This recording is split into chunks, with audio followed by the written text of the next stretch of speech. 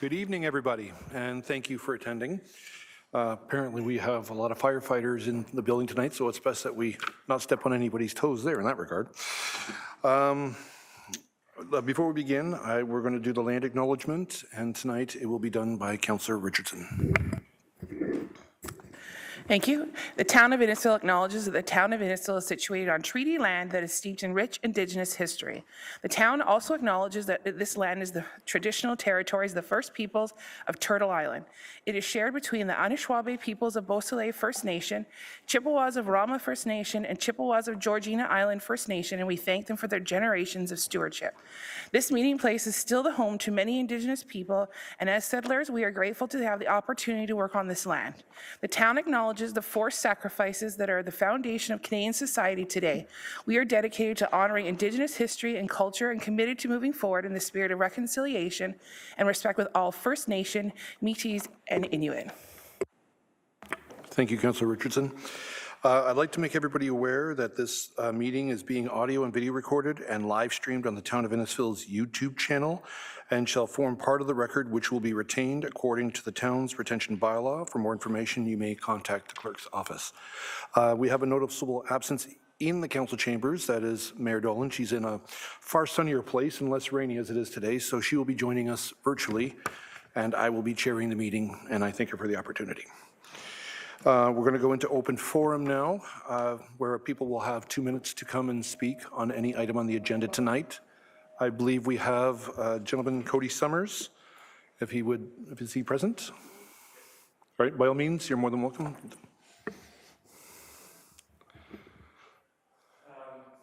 evening, Mayor, members of council. For those who don't know me, my name is Cody Summers. I'm the president of the Innisfil Professional Firefighter Association. I want to begin by thanking council for requesting the development of the Fire Master Plan. Documents like this allow a community to step back, examine how it's changed, and plan responsibly for the future of emergency services that protect our residents.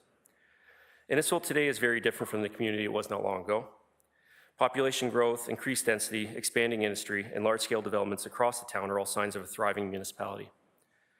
At the same time, those changes bring new risks and increased demands for the fire emergency services. Prior to the completion of the Fire Master Plan, our association worked with the IFF to complete a GIS-based deployment analysis and municipal financial assessment. The intent was simply to better understand how growth was affecting the fire service delivery in our community. Many of the conclusions reached through that independent analysis closely mirror many of the findings outlined in the proposed Fire Master Plan the Council will be reviewing this evening.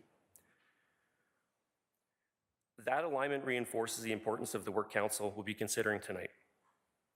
The Fire Master Plan provides Council with a thoughtful, data-driven roadmap for how fire service can evolve alongside the community it protects, and highlights the need to move beyond service models that were designed for a much smaller and more rural Innisfil. Planning for emergency services must always look ahead. Fire stations, staffing, equipment, and training cannot be built overnight, which is why the phased approach outlined in this plan is so important. Council made the investment in having these studies completed so that decisions about public safety can be guided by data and long-term planning. The greatest value from that investment will come from seeing this plan implemented over the next 10 years through the continued leadership of current and future councils, ensuring Innisfil's service keeps pace with the community it protects and continues to grow into a service that we can collectively be proud of. On behalf of the firefighters who serve this community every day, I want to express our support for the Fire Master Plan and for Council's leadership in planning for the safety of your employees, the residents of Innisfil, and the level of service this community expects. Thank you. Thank you, Mr. Summers. Now I'm going to move on to the approval of the agenda as amended. We've added item C.2, the staff report for the approval of the transmission company proposal added March 6, 2026. I need a mover and a seconder for this, please. Councillor Drudge and Councillor Richardson. All those in favor? Carried. Thank you very much. Now would be the time if you have any disclosures of interest, pecuniary or otherwise. Seeing none, we have two presentations, I believe, tonight. One from Megan Cowan from Aird Burles and our very own Brent Thomas, the fire chief. So we will begin, I believe, with Megan, and I believe she is virtual. The floor is yours. Thank you very much. And good evening, Your Worship, Deputy Mayor Fowler, members of council. My name is Megan Cowan, and I'm a partner at Aird & Burles LLP. Aird & Burles is the Integrity Commissioner for the town of Innisfil, as appointed by council. As such, we have jurisdiction to review complaints against members of council made pursuant to the Code of Conduct. As Integrity Commissioner, we act in an impartial, neutral, and as an objective investigator. We neither seek to shelter members from culpability from wrongdoing, nor attempt to punish them when the objective facts do not support a finding of contravention. We do not work for the municipality. We are an independent statutory officer of the municipality pursuant to section 223.3 sub 1 of the Municipal Act, and we report directly to council.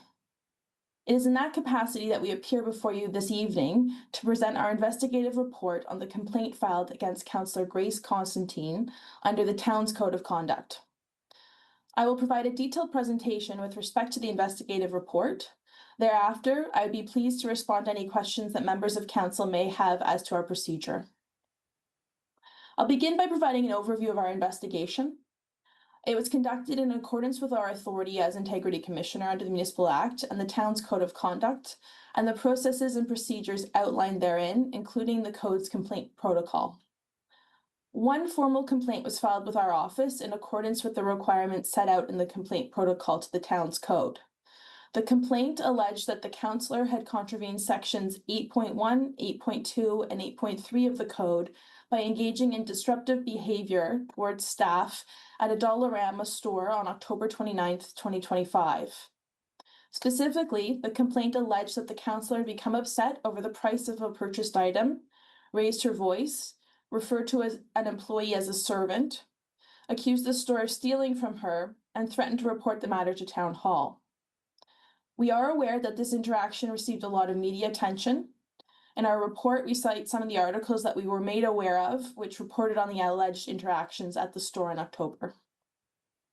I'll now turn to the investigative process itself, as our office received several communications and inquiries about the interaction at that Dollarama store. Now, one of the communications purported to be a formal complaint, but did not actually comprise of a proper complaint pursuant to the code's complaint protocol requirements that require that a complaint form be filed with our office. We therefore duly wrote to the individual and informed them of the process and means by which they could file a formal complaint with our office. We did not receive a response. We believed it was important to offer individuals wishing to file formal complaints with our office the opportunity to do so. Accordingly, we held our initial inquiry in abeyance so that we could address any complaints that we received in a collective manner. Now, as I set out in our report, this is not an uncommon practice. Many integrity commissioners utilize such an approach when there are multiple potential complaints or complaints received about an incident or similar facts. This is in order to ensure that the complaint inquiry or investigation proceeds both effectively and efficiently. We ultimately only received one formal complaint, which was validly filed pursuant to the code's complaint protocol.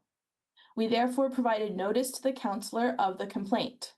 The notice advised the councillor that we'd be investigating allegations into her conduct as alleged at the Dollarama store with respect to sections 8.1 and 8.2 of the code, but not section 8.3, as it did not appear to engage the provisions of that section. The councillor wrote to us and immediately recommended that we contact the Dollarama to request any video footage of the interaction.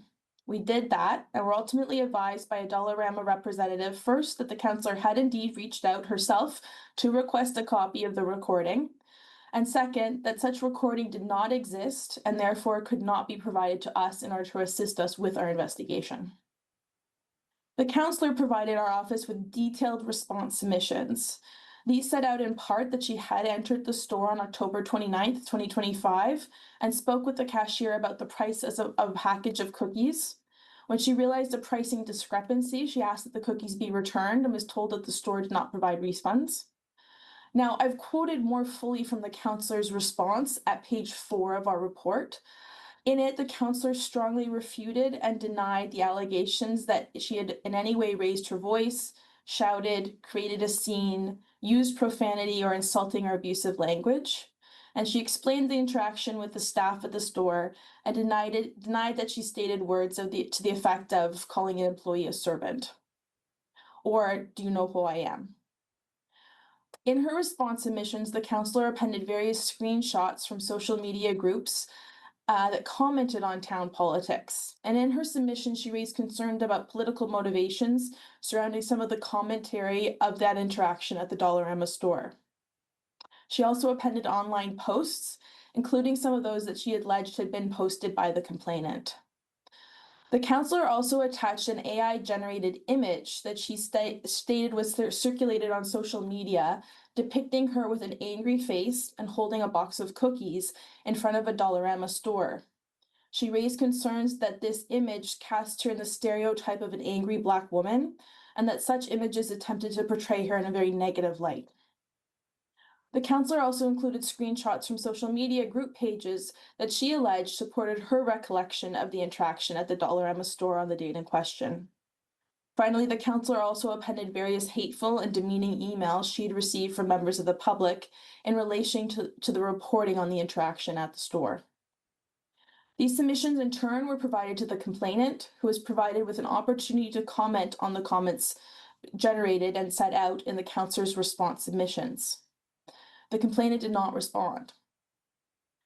In conducting our investigation, we duly considered all submissions and documentation provided to our office, including the initial complaint and our initial emails back and forth with the complainant, the councillor's response and all the documentation material that I just referenced in her submissions to us, and also case law and other reports of other integrity commissioners that were relevant to the matter, as well as our interview with the representative from Dollarama.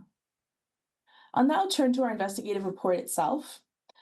As with any investigative report, it distills and synthesizes the facts and the issues. It assesses them against the framework of the town's code, and it makes findings and it draws conclusions.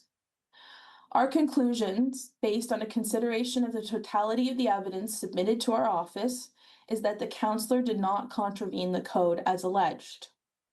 We have carefully considered the complaint, all supporting materials and documents as I noted. As I noted, the complainant did not provide reply submissions in response to the response submissions filed by the councillor, despite being provided the opportunity to do so. This lack of a response was surprising, given that the councillor had denied the allegations, alleged that the complainant had been posting online about the interaction, and raised concerns about the political motivations surrounding the matter, especially in relation to social media commentary. We therefore could not but take note of this failure of the complainant to reply to any kind of reply and the consequence of this absence. Further, as I've set out earlier in my presentation and at our report at page 6, we arranged to interview a representative from Dollarama who confirmed that a recording of the interaction did not exist. Therefore, on the basis of the complaint and the response from the councillor and the total lack of any submissions from the complainant, we found that there was no compelling or persuasive evidence that demonstrated the councillor had acted in a manner that breached sections 8.1 and 8.2 of the code. We've carefully considered everything in making this and found on a balance of probabilities that there was not enough evidence to support a finding of contravention. With respect to our reporting process itself, we duly finalized the report and submitted it to the town's clerk on March 2nd. This was done in compliance with our reporting obligations to the town under the Code of Conduct, its complaint protocol, and the Municipal Act, where the Integrity Commissioner is required to report directly to council itself. And this is a standard practice amongst integrity commissioners across the province. The report was subsequently published by the clerk as part of the agenda for today's public meeting, and at that time, the report was made public. Now, as I set out, our report was submitted to the clerk to fulfill our reporting obligations to council as required under the Municipal Act. A copy of the final report was not provided to any single member of council, including the councillor, or to any person, including the complainant, in advance, as this would have contravened our legislative obligations as Integrity Commissioner. We note that section 11 sub 4 of the town's complaint protocol provides that where a complaint is not sustained, the Integrity Commissioner is not obligated to report to council on the result of the investigation or any findings, but may do so at his or her discretion and may include such information as she or he deems necessary in a report. We are reporting this evening pursuant to that provision, as we viewed the circumstances of this matter meriting a report, given the level of public scrutiny and media attention that this matter had generated. And I want to draw this to Council's attention, as the investigative process does not always result in a public report in all circumstances. There are many ways in which a complaint process may unfold, including first, where a complaint is filed with our office, it may be summarily dismissed, and the responding member may never even be made aware of the allegations in the first place because we determined that the facts as alleged do not demonstrate a breach of the code. Secondly, a complaint may be investigated and terminated due to the facts not disclosing a contravention. In such a situation, if the member was made aware of the allegations and participated in the process, they would be provided with notice of the termination or summary dismissal on a strictly confidential basis. And this strictly confidential basis would be explained to both the complainant and the responding member. A complaint also, as I set out, may be investigated and may be found that a member's conduct did not contravene the code. And as I set out previously, we may still report publicly on the matter if in our view it is appropriate. That is expressly such a determination that we've made tonight on the matter before you. Finally, a complaint may be sustained in whole, at which time we would report our findings and make a recommendation as to council as to any reprimand or penalty. That is not the case before you tonight. We have made no findings of contravention and therefore have made no recommendation. Our report concluded that on the basis of the entire evidentiary record and for the reasons set out in it, it's our finding that the councillor did not contravene Section 8 of the Code of Conduct. As such, we make no recommendation to council. Now, council is the decision-making body for the municipality and is entrusted with enforcing its Code of Conduct. As noted, we have investigated the complaint and we have produced a report that details our findings and conclusions.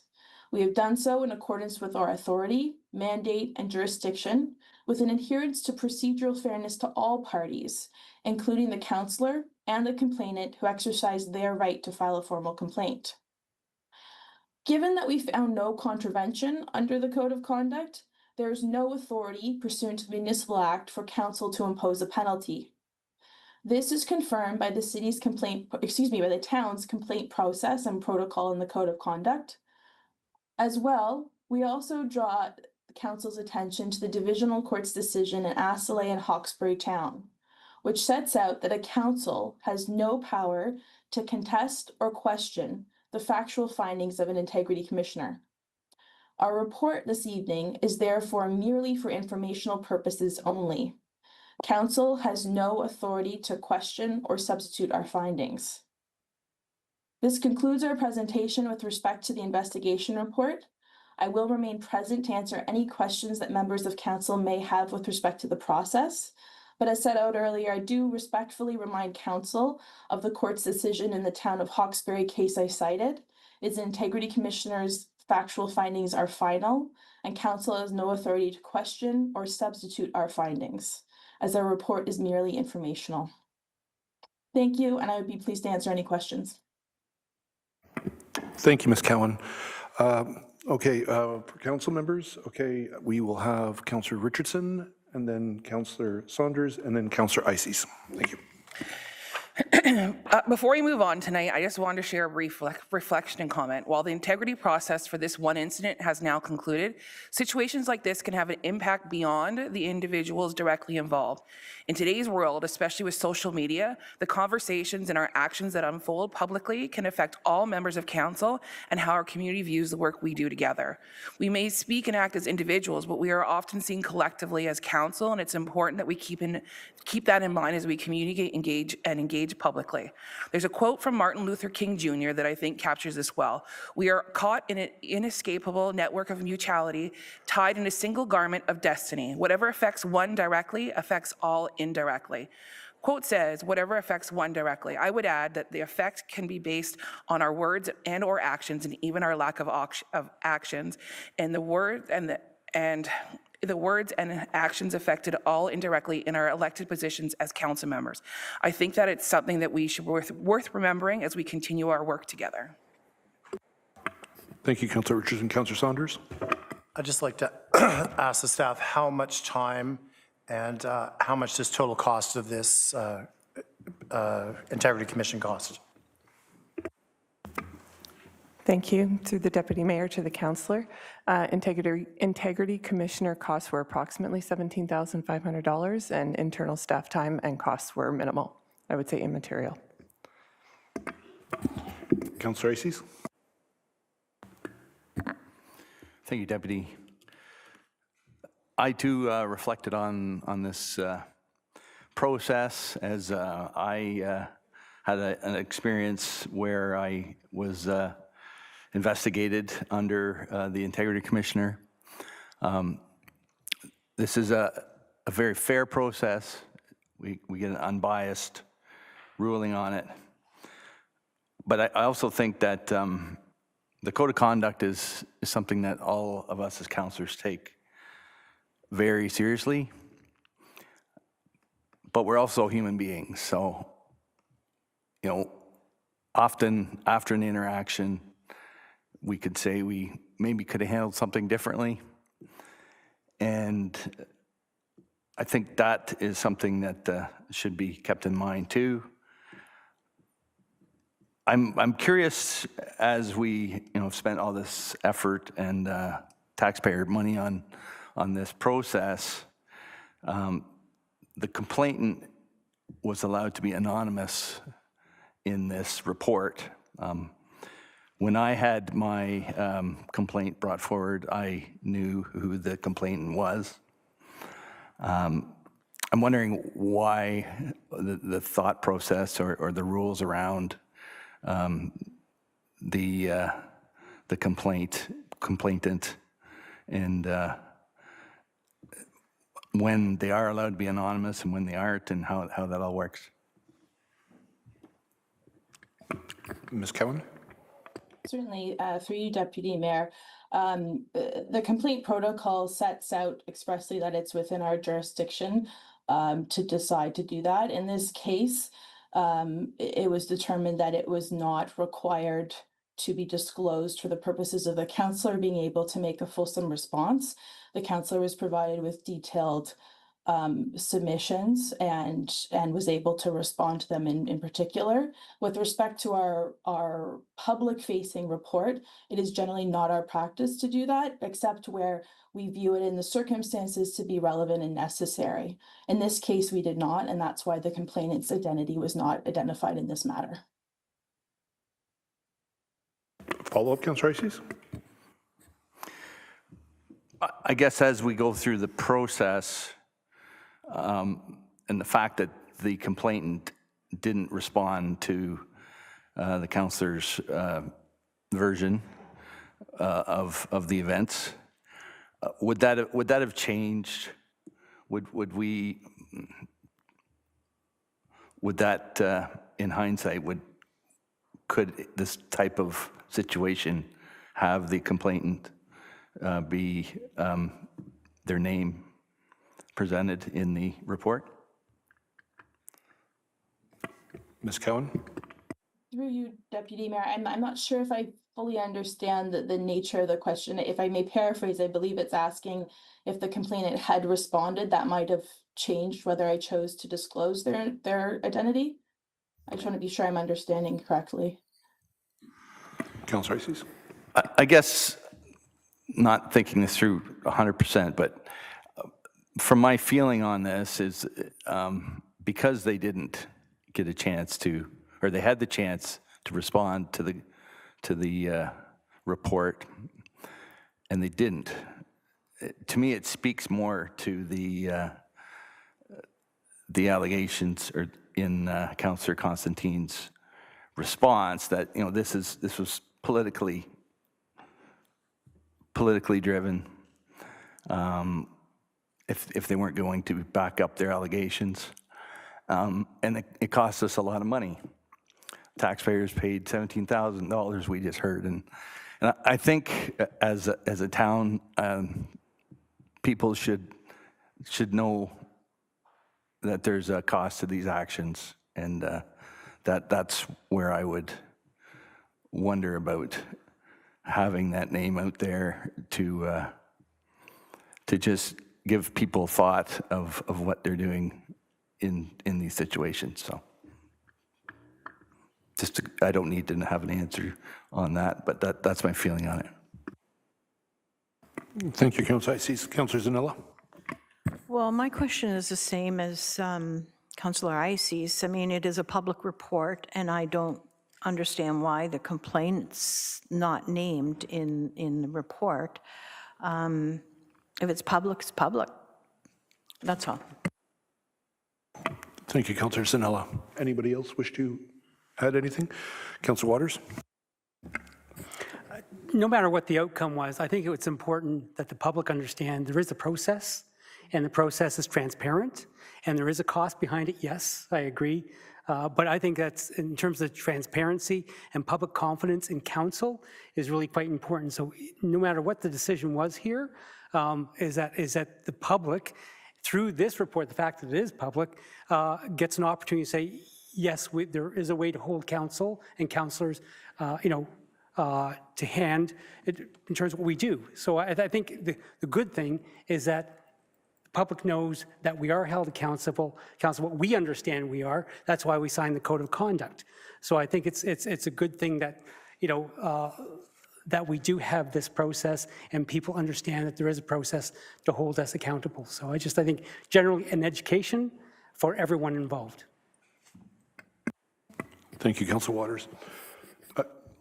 Mayor Dolan? Thank you, Deputy. Through you to Ms. Cowan, thank you for being here with us tonight and for your work. Just to put things into perspective, every municipality in Ontario is required to have an integrity commissioner, and it's my understanding that Airden Burles and yourself in particular act for many different municipalities. And my question to you would be,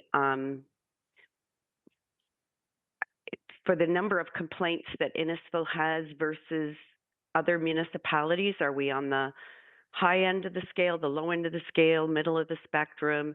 Like, where do we rate amongst other municipalities that you represent? Ms. Cowan? Thank you very much, Deputy Mayor, through you.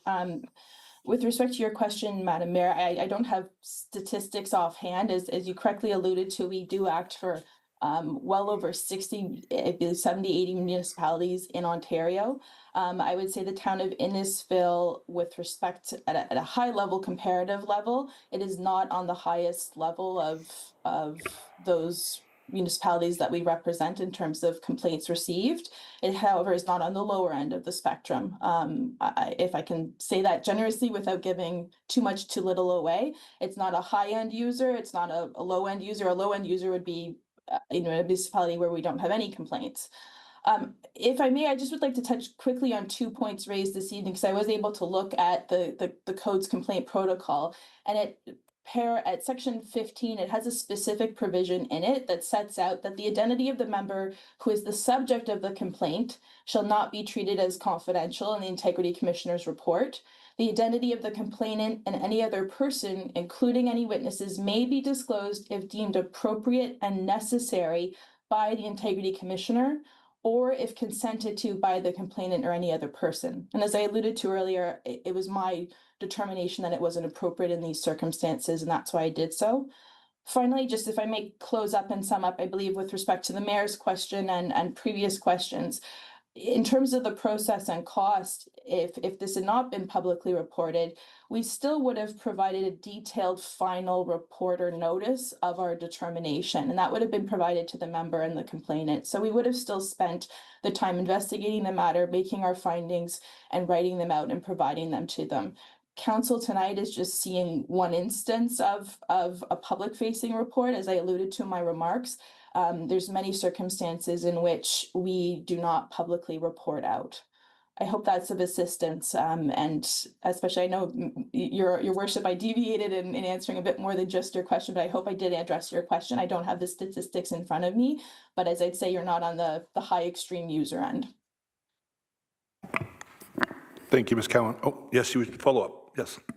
Follow up if I could, just to say thank you. I think I spend too much time reading Municipal World every morning and reading stories about municipalities behaving badly. So I just wanted to state for the record, I'm extremely proud to serve and extremely proud and feel confident of every member of council that I serve with. And I'm just happy to serve with them all. Thank you. Thank you, Your Worship. Okay, anything else anybody wishes to add on this? Okay, such being the case, I'm going to need a mover and a seconder to receive this information. Councillor Zanella, seconded by Councillor Ices. All those in favor? Carried. Thank you very much again, Ms. Cowan. I can imagine it's a great deal of work going into these situations, and to do it repeatedly takes a special type of person, so we're appreciative of it. All right. Thank you very much. I appreciate it. Thank you. Good evening. All right, next item on the list, we have item 5.2, Brent Thomas, our very own fire chief, with a presentation regarding the fire master plan. Now, just to be aware, this is up in item C3, so if there's anything that's really relevant that we need to ask, we can go into committee of the whole and pull it and then have a debate over what we like, what we don't regarding the matter. Just a bit of food for thought. The floor is yours, Chief Thomas. Great. Thank you, Deputy Mayor Fowler. I just want to thank Council for the opportunity to present to you our fire master plan. Our Innisfil fire team and emergency management group have worked very hard to make sure that we have almost literally turned over every rock to look at how we operate now, look at what's coming in the future so that we can make recommendations to Council so that we can best serve our community and also honor the safety of our fire staff. It's a pleasure to serve and to serve our community, and I know each one of our members here and not here are proud to do that.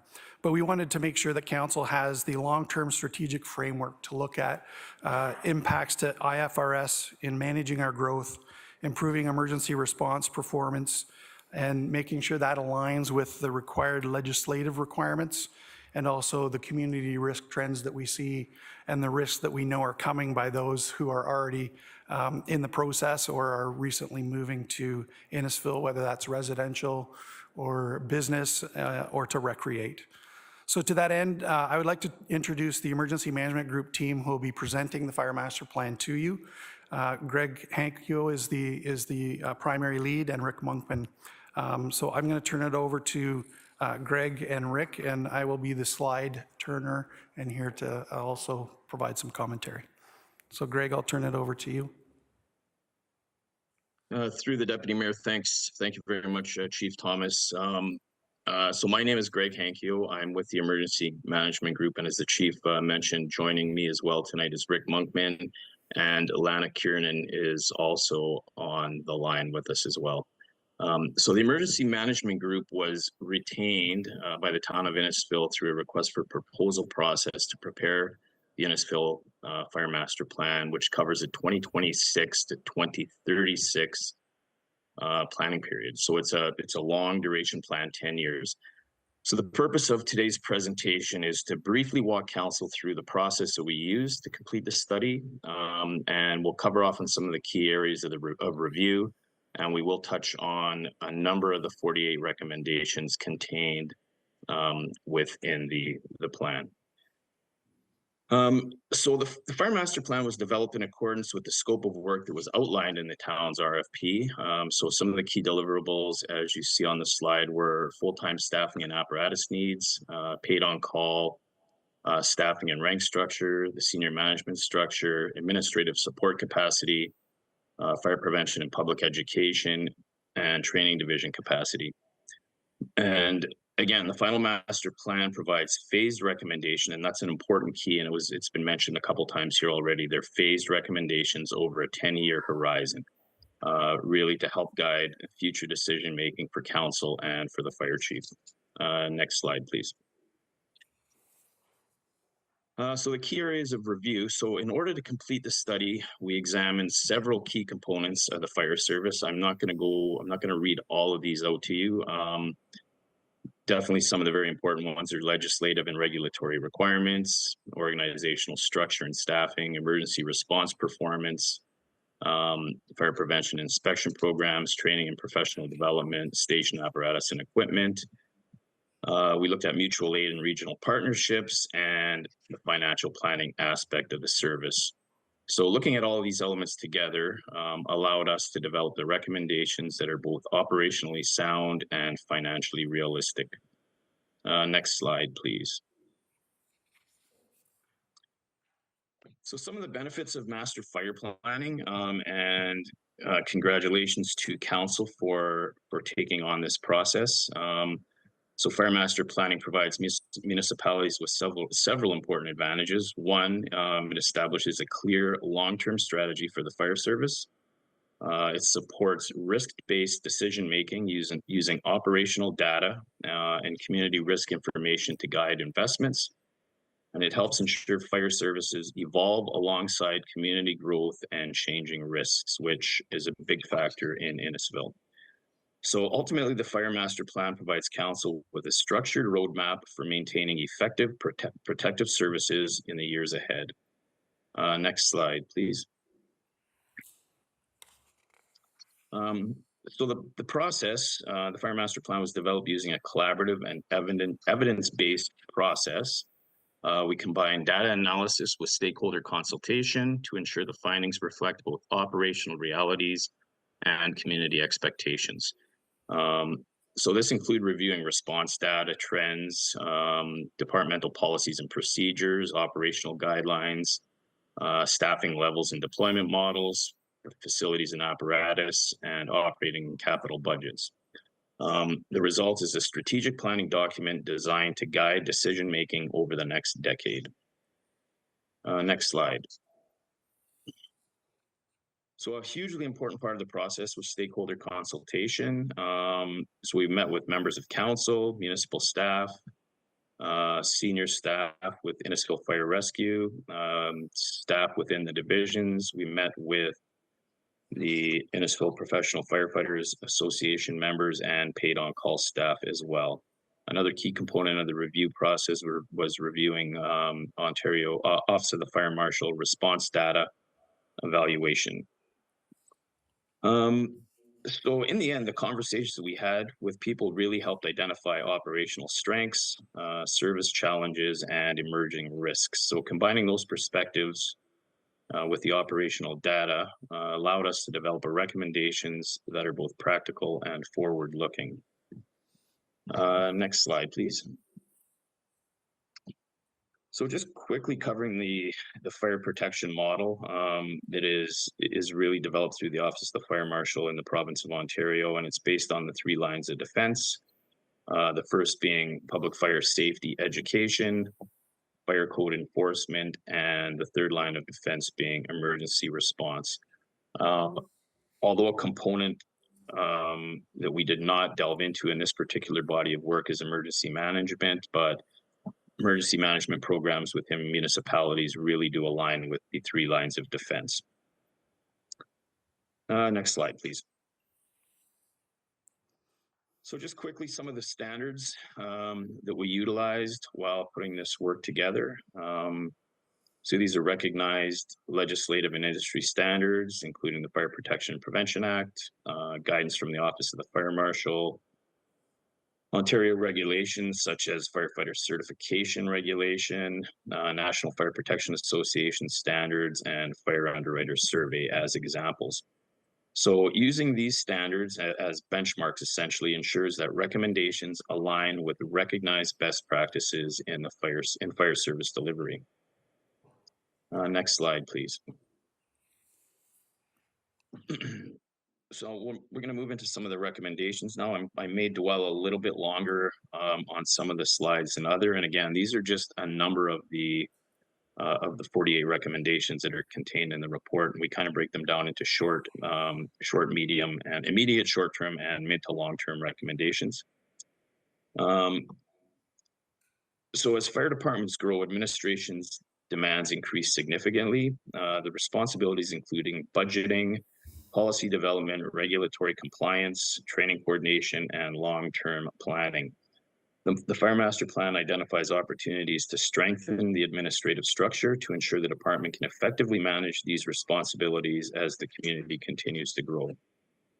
So there's a number of recommendations there, creating an assistant deputy chief of operations in the short term, adding an additional administrative assistant, and reclassifying the business manager position. Excuse me.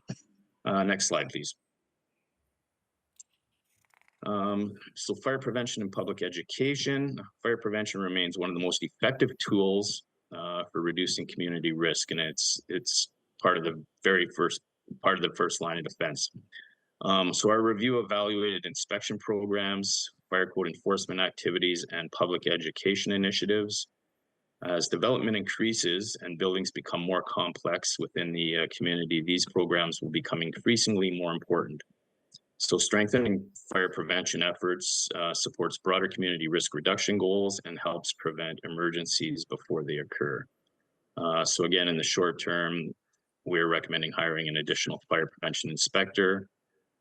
Kind of a mom and apple pie recommendation, but transferring responsibility for budgeting or training for fire prevention over to the training division, just to keep all budgeting in one area. Increasing NFPA 1035 training for volunteers, and that's for public fire life safety educator, hiring a chief fire prevention officer, adding public fire life safety educator, and then developing a hybrid inspection schedule based on NFPA 1730 and FUS. Next slide, please.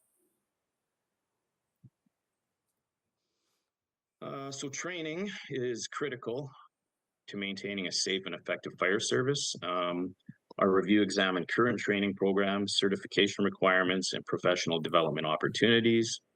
Recommendations focus on ensuring firefighters maintain competencies that align with provincial certification standards and NFPA guidelines.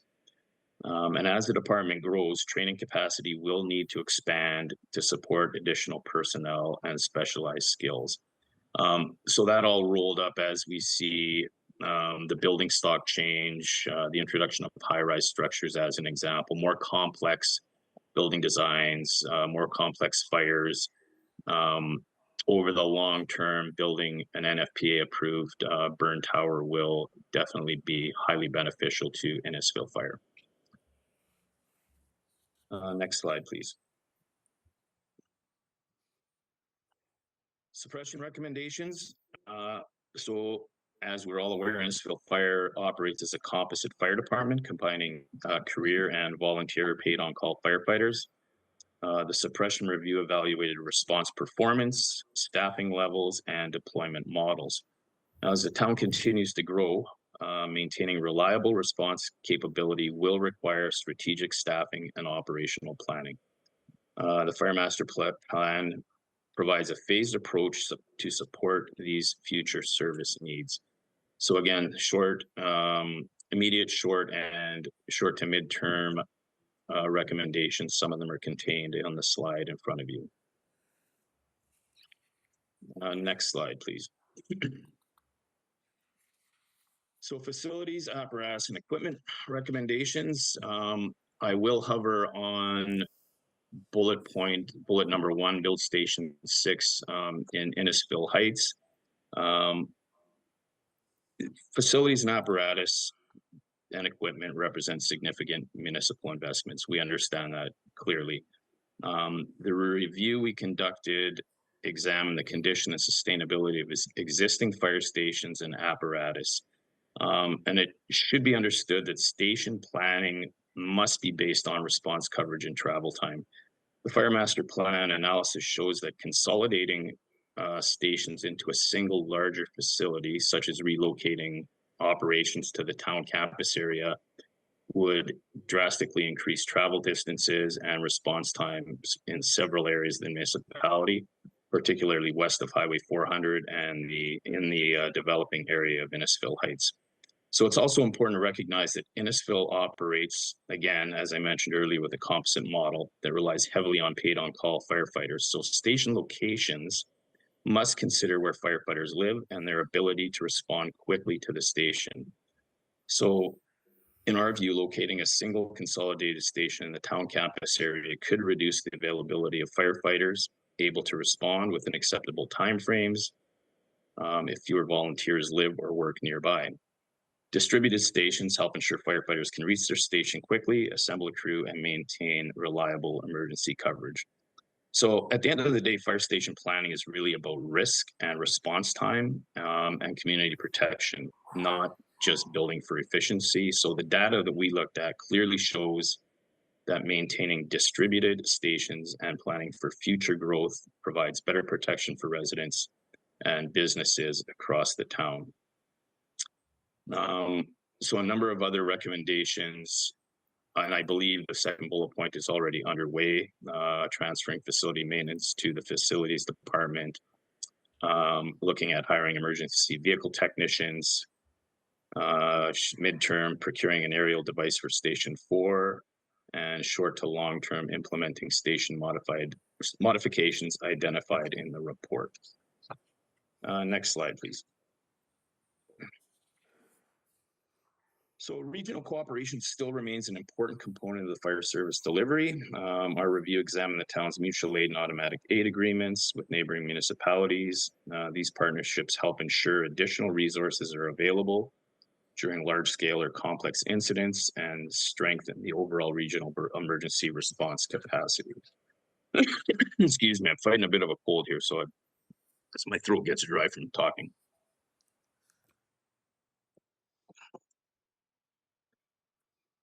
So some of the other agreements that we looked at were the specialized services agreement with Barrie Fire and Emergency Services, and there's recommendations around the tiered medical response agreement as well. Next slide, please. So all of the recommendations in the Fire Master Plan were developed with financial sustainability in mind. And again, each recommendation is categorized into short, mid, and long-term implementation timelines. There's a number of recommendations contained in the finance section as well. There's a few of them listed here on the slide, and they're in the report for council's consideration. So in the end, the approach we use will allow council to align improvements with budget planning cycles while continuing to strengthen the fire service over time. Next slide, please. So in closing, the Fire Master Plan provides a strategic roadmap for the continued development of Innisfil Fire Rescue over the next decade. The department's well positioned today, but the town's projected growth will require thoughtful planning and continued investment. The recommendations in the plan are intended to support community safety, operational effectiveness, and long-term sustainability. Through the Deputy Mayor, thank you for the opportunity to present, and our team is ready to take any questions. If I could just say a couple things first, Deputy Mayor, and before we turn it over to questions. I wanted to thank Emergency Management Group and the IFRS team and town staff who all contributed and were interviewed and made sure that we had all the data, because I'll reinforce the fact that EMG went through a lot of data to make sure that these were sound decisions based on actuals and projections that we could measure and we could prove. It wasn't just a number that was pulled from some place to make a number work. So that was a lot of work through town staff and EMG and Innisfil Fire. The timing of this Fire Master Plan is appropriate, and it does need attention. We do need to look to the future. Growth is fun, and growth is exciting, and not just Innisfil Fire, but Team Innisfil. All of our departments are working hard to attract people to Innisfil, whether it's to recreate, to bring your business here, or to live here. And so with that comes increased risk, and that's what we've been evaluating and looking at, the actuals that are coming and the potential for what can be. And that's what gives us a little bit of the flexibility. Some of these items like Greg referred to, short to medium term, can slide. It will move based on the actual, like when we're looking at a qualitative number that we can look at to say, if we hit this number, that's when we need to expand or to purchase something or whatever that recommendation is. We'll do that at the appropriate time, not just, hey, the fire master plan says we do it in this year. So it's a living document from that perspective that we'll continue to look at. Over the last few weeks, we've talked about the level of service and where that comes from, and that is truly set by council, which gives us a little bit of a different type of fire master plan or a master plan, because that level of service that council has set, then I have to look at and make sure that we're meeting the proper legislation, the standards, fire underwriter survey, and occupational health and safety, best practices, et cetera. So many of those things are not negotiable, and they're movable on a schedule, but many of them are not negotiable. But some of them are discretionary, and that's where we have to make sure, when they're not so prescriptive, that we need to take into account that we need to ensure public and firefighter safety and that we're maintaining it. So adoption of the Fire Master Plan enables council to proactively manage growth-related service pressures, maintain public safety, and provide a structured basis for future budget decisions. And this is a 10-year plan. This is a roadmap that you're giving us that we will then come back with every aspect of it for your approval, recommendation, based on our recommendations on real data, and then approval at that time. IFRS admin team will also do our part. We're not just handing over a master plan that has a dollar value attached. For many years, the fire service was not eligible for different funding sources. But more recently, we've been able to be included in things like the Skills Development Fund, Trillium grants, firefighter protection grants, firehouse subs. So we're going to continue to do that. I just read a news article about a Northern Ontario Fire Department that was eligible for a grant through the provincial government that paid for their new fire station. I'm really curious to dig into that one. But there are the opportunities for us to look at. It's not just us saying this is what we need and asking for it. We are equal partners, and we're going to look for every opportunity, even if it's partnerships where we can realize some financial savings, et cetera. Our team is going to make sure that we're looking for every opportunity to contribute to what we need for this fire master plan. So thank you, and we will take any questions you have. I think we're of the appetite. If there's any superficial questions that in regards to the presentation, we can ask now. But when item C3 comes up, we can pull and have a really fulsome discussion on the finer details, if everyone's okay with that. Okay. Any questions then in regards to the presentation? Councilor Waters? I just want to say thanks very much. It's a very, very detailed report. Gives us a lot of food for thought. And so I appreciate the time, the effort to give us a plan that serves Innisfil really well. So thank you very much for that report. Thank you. Mike's on.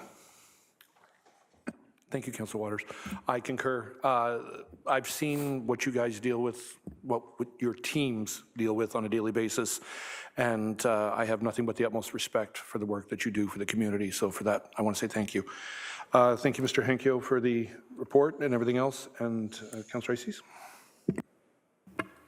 Thank you, Deputy. Maybe just a question around facilities. I know all the halls are at different life cycle. Is there any projects that the current halls would need in the next 10 years that you would anticipate? I know you talk about the new hall for potential Innisfil Heights, but what about the ones that we currently have? So I may look at Deputy McDonald, who looks at our fleet and is working on that handover for our facilities moving to operations staff, which is one of the recommendations. So we're already ahead of the game on that one. But we have been evaluating. There's building condition assessments that are done on every town facility, including fire halls. So we already have included in our capital budgets roof replacements and the maintenance that needs to happen on all of these stations. So without drilling down into specifics, that is definitely on our radar.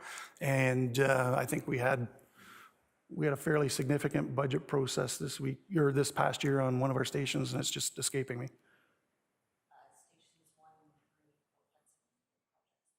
Yeah, so Station 1 and 3, we had drain that needed to be cut out, redone, and that was part of our building condition assessment, and that was part of what was in the approved budget. So we are making sure that we're doing the maintenance on the buildings. I know we've got a roof work, major roof work on, I think it's Station 1 coming up in the next year or two as part of our capital renewal program.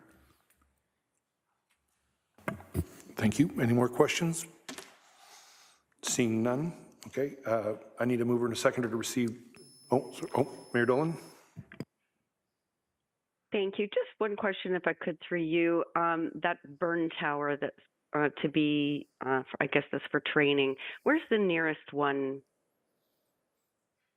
So through you, Deputy Mayor, to Mayor Dolan, the nearest one that we are able to utilize is Base Borden.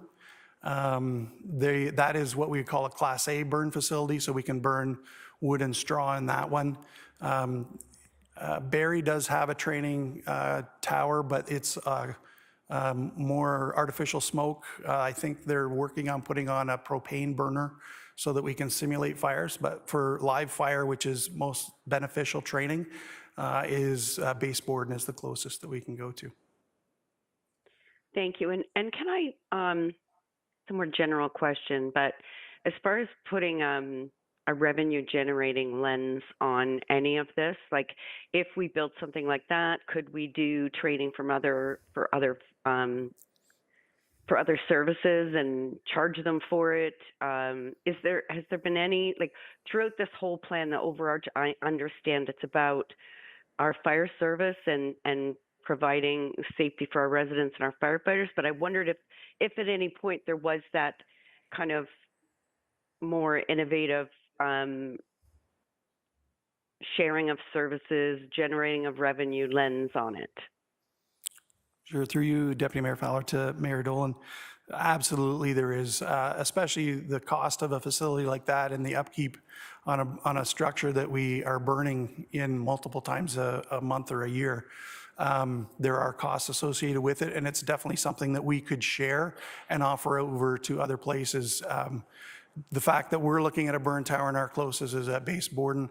Other fire services in the area that we do mutual aid and we partner with for training and other things through our regional training center would definitely make use of that, and not just fire services, but there's other emergency services or places that need to do, working at heights, et cetera, where these props could all be integrated and then used as a revenue stream. And that's where I was referring to some of the partnerships we could look at. And even if we were forming partnerships, and just as a example would be if we partner with somebody who needs to do working at heights training and they have a budget to build a prop and we've got the room, then we can benefit from those ways too. But this, to answer your question, yes, this can be used as a revenue generation. Thank you. Thank you. We have Councillor Waters and then Councillor Saunders. Thank you, Deputy Mayor. On that point that the Mayor just raised, the whole idea around training, if I remember correctly, during my first council 6 years ago, this exact item was brought up by the fire department about a training facility where we could make revenue. I think part of the land purchase out on Innisfil was for something like that, but I have not heard anything from fire services around that potential training model that we are presented 6 years ago. So I guess since the Mayor brought it up, I'll just ask the question, has anything happened with that opportunity around, a training facility for a regional training facility? Thank you. So yes, through you, Deputy Mayor Fowler, to Councillor Waters, there was a plan and a concept. I think it might be more than 6 years ago, but anyway, whatever that timeline is, around a, trying to remember exactly what it was called, but it was a multi-use training facility of some sort, and it was hinged on partnerships with the Fire Marshal's office. I believe it was OPP, RCMP, Ministry of Health / EMS, and there wasn't a lot of uptake. They looked at doing, if I can use the example of Mississauga. Mississauga has like an premises driving track where they teach people how to drive not just fire trucks, but police cars, et cetera. So you're not on the real roads, but you're on roads that are safe to do those kinds of things. You know, up to and including having a pond where we can do our water rescue training. That was really hinged on partnerships and other people wanting to also contribute so that Innisfil didn't have to foot the bill, so to speak, for that whole thing, and there was not the uptake at that time. Thank you. Councillor Saunders. Thanks. I just have a statement more of for everybody that fire safety is paramount, as is police safety is paramount in our town. I'd hate to be the one to say no to getting new fire trucks or more firefighters. As in, you got to remember that we just did a double-digit increase to police budget last year or this year, and I think some of the asks that you're asking for are great, and they really need to be done to come up with our town that it's expanding so fast. And I think we should be behind the fire as we were behind the police. Thank you, Councillor Saunders. I have one question before we wrap up. You're talking about an aerial device in Cookstown. If we think of the development that we're having along Innisfil Beach Road with the 6 to 8 story buildings and potentially the orbit with 40-story building, why Cookstown? So an aerial device is not just for height and firefighting in larger buildings.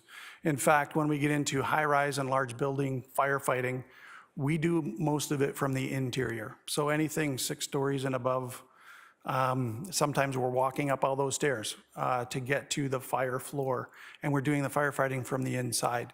We can't get all the way around a building, and sometimes even with a building, if it has underground, for example, or soft grass around the building, our aerial trucks have jacks that level it, and so that truck is about 85,000 pounds, and we're putting it on 4 1.5 by 1.5 foot squares, which is a lot of pressure. So we need to make sure that it's a structure that's sound to actually put our aerial device up. So for that reason, we do a lot of our firefighting from inside, especially in big and tall buildings. But the advantage of an aerial device is reach. So even if I can refer back to the unfortunate fire at Foodland in Cookstown, which was the center of the roof, having an elevated device or an aerial device with a master stream on it that delivers in the neighborhood of 2,000 gallons a minute it does a bit of damage with water, but if we can knock down a fire before it does damage to a complete building, there's value in it. And there are ways that we can also accomplish, you know, as opposed to going out and buying a brand new aerial device, you know, we've got different ways that we can accomplish that as well. Thank you. So we can get deeper into this if someone is willing to pull C3. We can ask even more questions and pick your brain all the more. So for now, I'd like to get a mover and a seconder, please, to accept the presentation. All right, Councillor Waters, Councillor Richardson, all those in favor? Carried. And we will speak to you soon enough. Thank you. Okay. All right, now we have no delegations by members of the public, to my knowledge. So we are going to go on to number 7, County Council, Municipal Associations, Conservation Authorities, and Committees. Anybody have anything they wish to share? Councillor Richardson. On Monday, we had our library board meeting. We had guest speakers. We had Angela and Jennifer, who spoke of the community navigator's role and the large number of residents that they've helped, as well as the different community partners that are now part of our library. Last week, I also attended the Agri Forum, which was a great chance to learn more about the agricultural world, because it's not something that I am a part of, so it's been great for me to learn more. There was a great speaker that spoke about mushrooms. The Ontario Federation of Agriculture was there, and then they also had an amazing market after with lots of great food vendors. Anybody else? Okay, all right, barring none, then I will, sorry, Mayor Dolan? Thank you, Deputy Mayor. The Ontario Small Urban Municipal Association group met last week, we are coming close to our annual conference, which this year is going to be in Parry Sound, April the 29th.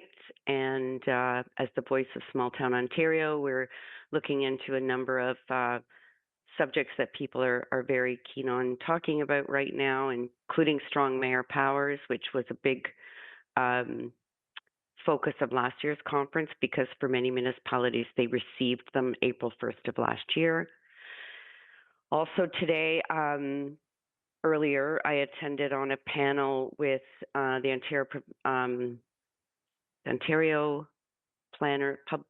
Professional Planners Institute, OPPI, and they're working with AMO, and they're developing 2 training sessions, in-depth training sessions on planning.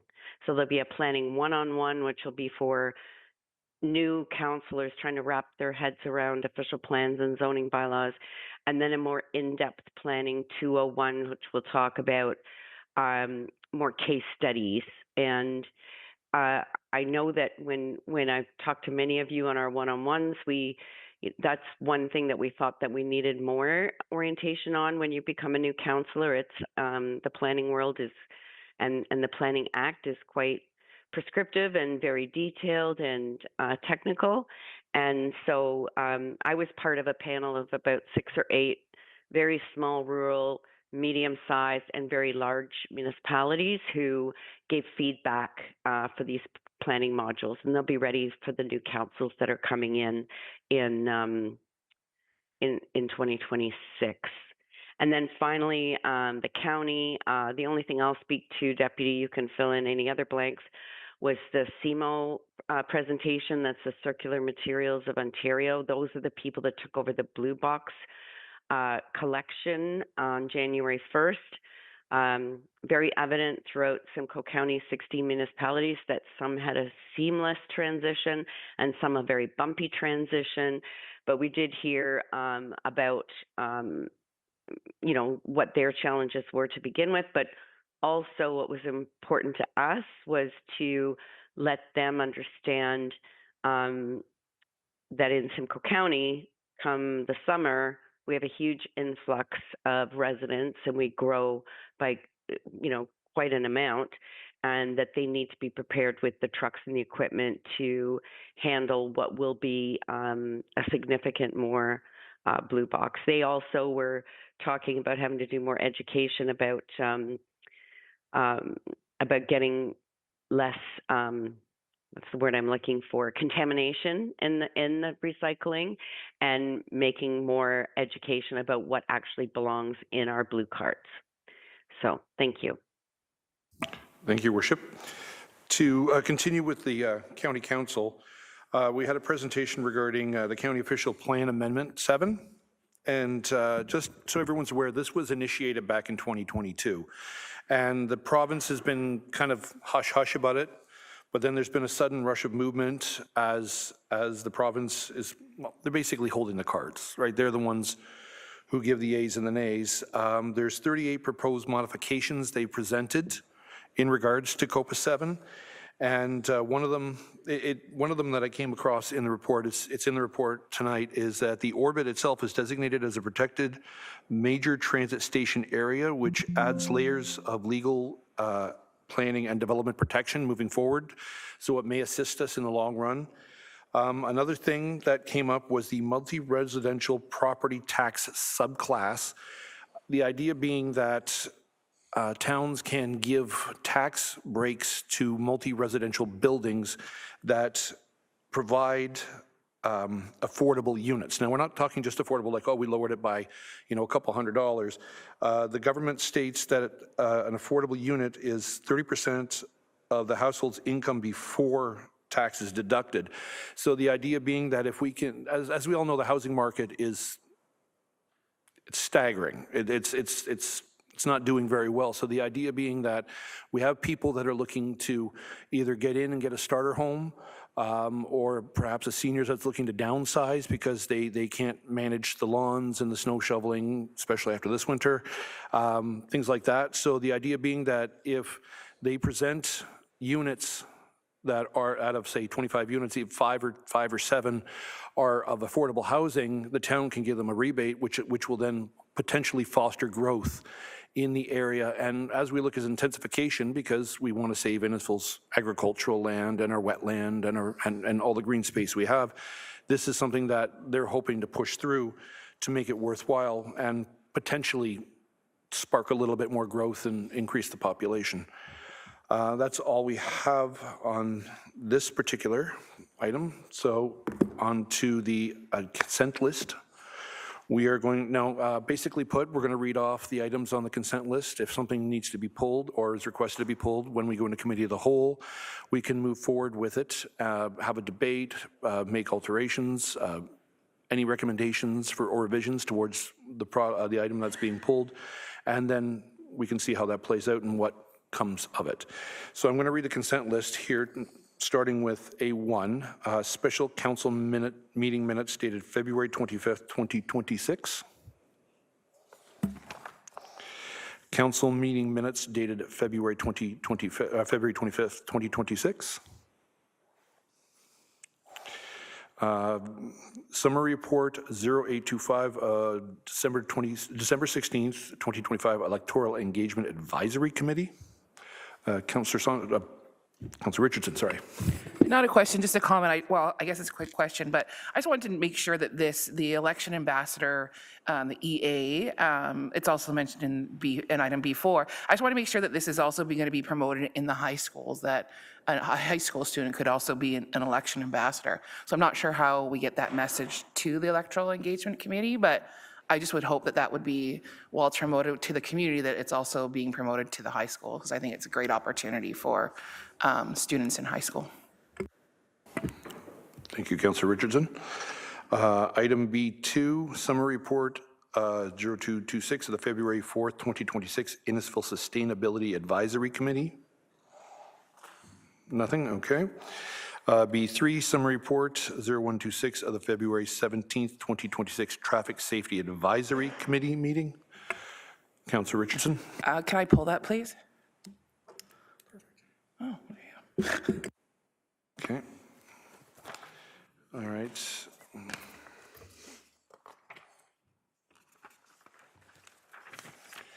Okay, item B4, summary report of the February 28th, 2026 Electoral Engagement Advisory Committee. Okay. C1, staff report DSR 02826, the pedestrian crossing near Webster Boulevard and Prince Court. Okay, Councillor Richardson. Sorry, again, just a quick comment, yes, thankfully. This has been a long time coming. I remember when former Councillor Asadi was trying to get this done. I think that this has just been an accident waiting to happen, so I'm so glad that it's happening now before there is an issue, because that area is a bus stop for kids, for Goodfellow, so I'm really excited this is happening. Thank you, Councillor. I agree wholeheartedly. I used to drop my son off there in the mornings, and at certain points it'd be a bit of a racetrack. So, and the thing I like about this is that we're using surplus funds. We're not tapping into more funds. We're using the existing funds that we have to go towards this project, and we can enhance it more so than hopefully than what we initially intended. And I believe Councillor Drudge asked about the lighting itself. Are we going to have the flashing lights and everything up top? And I recall that we're maybe doing that, as well as potentially adding some traffic calming measures as well. So, and this is really important, because I've seen firsthand the chaos that happens between 2 times during the day, and this is phenomenal, and I appreciate the fact we're moving forward with this. Item C2, the approval of the transmission company proposal. Oh, yes, Mayor Dolan. Sorry, thank you. I just wanted to quickly speak to item C1 and encourage people who haven't to read the staff report. I understand we get a lot of requests for whether it be four-way stops or crossings or speed limit changes or other traffic safety initiatives. But I want people to understand the science behind what is chosen and why certain types of crossings are chosen, and all of the work and the data that goes into it, and how the warrants are met, so that it's not just whoever screams the loudest gets what they want, but it actually does have science and engineering behind it to help us make informed decisions so that we actually are making our roads safer and not less safe. Thank you. Thank you, Mayor Dolan. Again, item C2, the approval of the transmission company proposal. Councillor Waters? I'd like to pull that, please. Okay. Item C3, the fire master plan. Okay, Councillor Drudge. I'd like to pull that, please. Okay. Item D1, the staff report for the 2025 annual corporate policy update. Okay.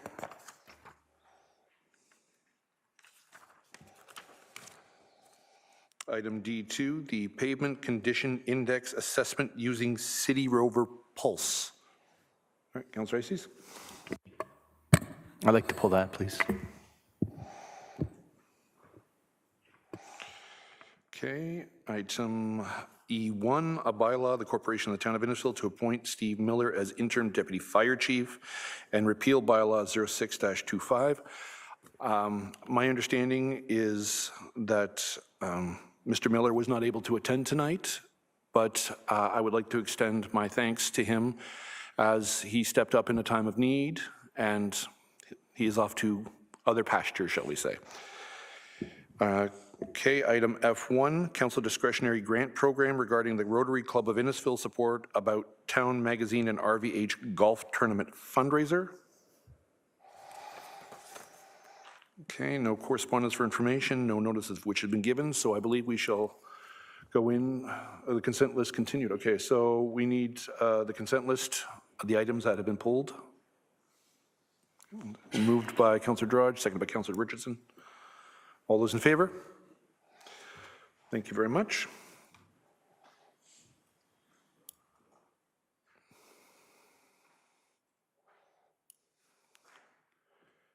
And, all right, so we're going to resolve into committee of the whole. I need to move in a seconder for that, please. Councillor Zanella, Councillor Constantine, all those in favor? Perfect, thank you. So we'll go to the first item that was pulled.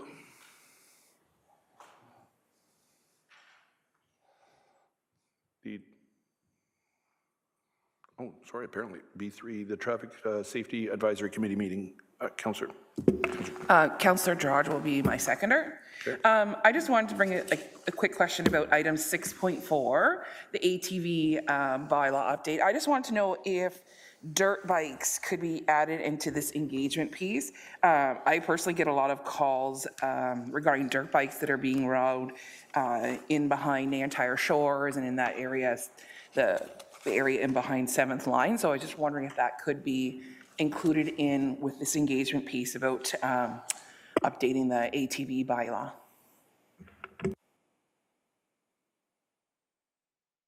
Ms. Lee. Thank you, Deputy Mayor. Through to Councillor Richardson. So the current ATV bylaw does define the type of off-road vehicle. It's very specific to, has 4 wheels and goes through a series of requirements. We can certainly take it back to look at how dirt bikes are considered we would have to discuss it further also with SSPS and how that's enforced in terms of what that looks like. I know there was some discussion through TSAC about that specifically, but we were looking based on the direction that's here is the bylaw that as it stands now and getting that public input, and if there are other different types of vehicles and different bylaws that may be needed, those would be separate processes.